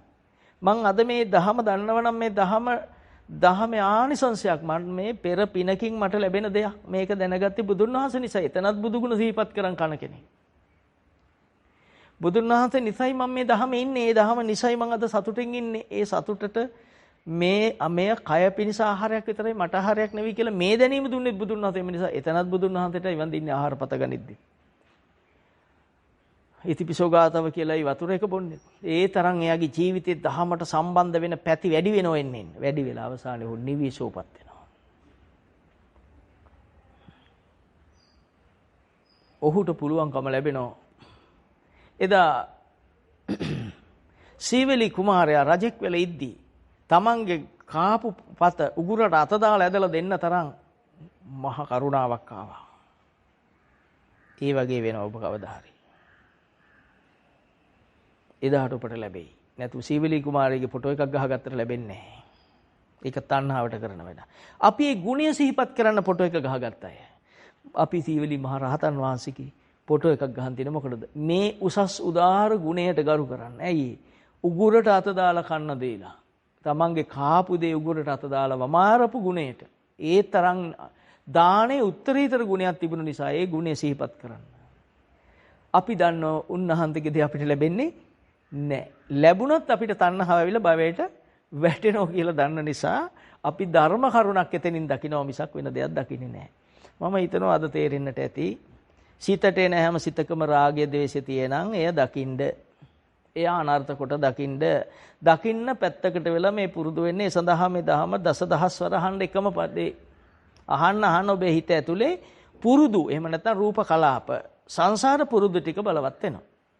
එක සැරයක් ඇහුවට වැඩිය දෙවෙනි සැරේ ඇහුවම බලවත් වෙනවා. තව සැරයක් ඇහුවම ඊට වැඩිය බලවත් වෙනවා. එimhe දහම බලයක් වෙනවා. බලයක් වුණාට පස්සේ සිතේ කෙලෙස් එන්නේ නැහැ ඔබට නොපෙනී. අන්නේ தත්ත්වයටපත් වෙන්න.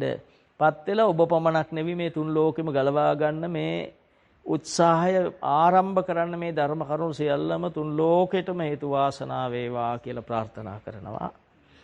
මේ උතුම් සද්ධර්මය අපට දේශනා කළ අපගේ පින්වත් අති උත්තම ගුරු දේවයන් වහන්සේ වන ලෞතර තථාගත ශාන්තිනායක අමාමෑණී කාරුණික බුදු පියාණන් වහන්සේ ඇතුළු මෙතෙක් පහළ වූ සීලුම් තිලෝගුරු අමාමෑණී සම්මා සම්බුදු පියාණන් වහන්සේලාට මේ ධර්ම සාකච්ඡාවෙන් මම උපදවාගත් යම් පුණ්‍ය ශක්තියක් වේද සීල පුණ්‍ය ශක්තියක් ධර්ම ශ්‍රවණයෙන් මේ තුන් ලෝක වාසීන් රැස් කළ පුණ්‍ය ශක්තියක් වේද සීල පුණ්‍ය ශක්තියක් උන්වහන්සේලාට උත්තම ගෞරව පූජාවක්ම වේවා.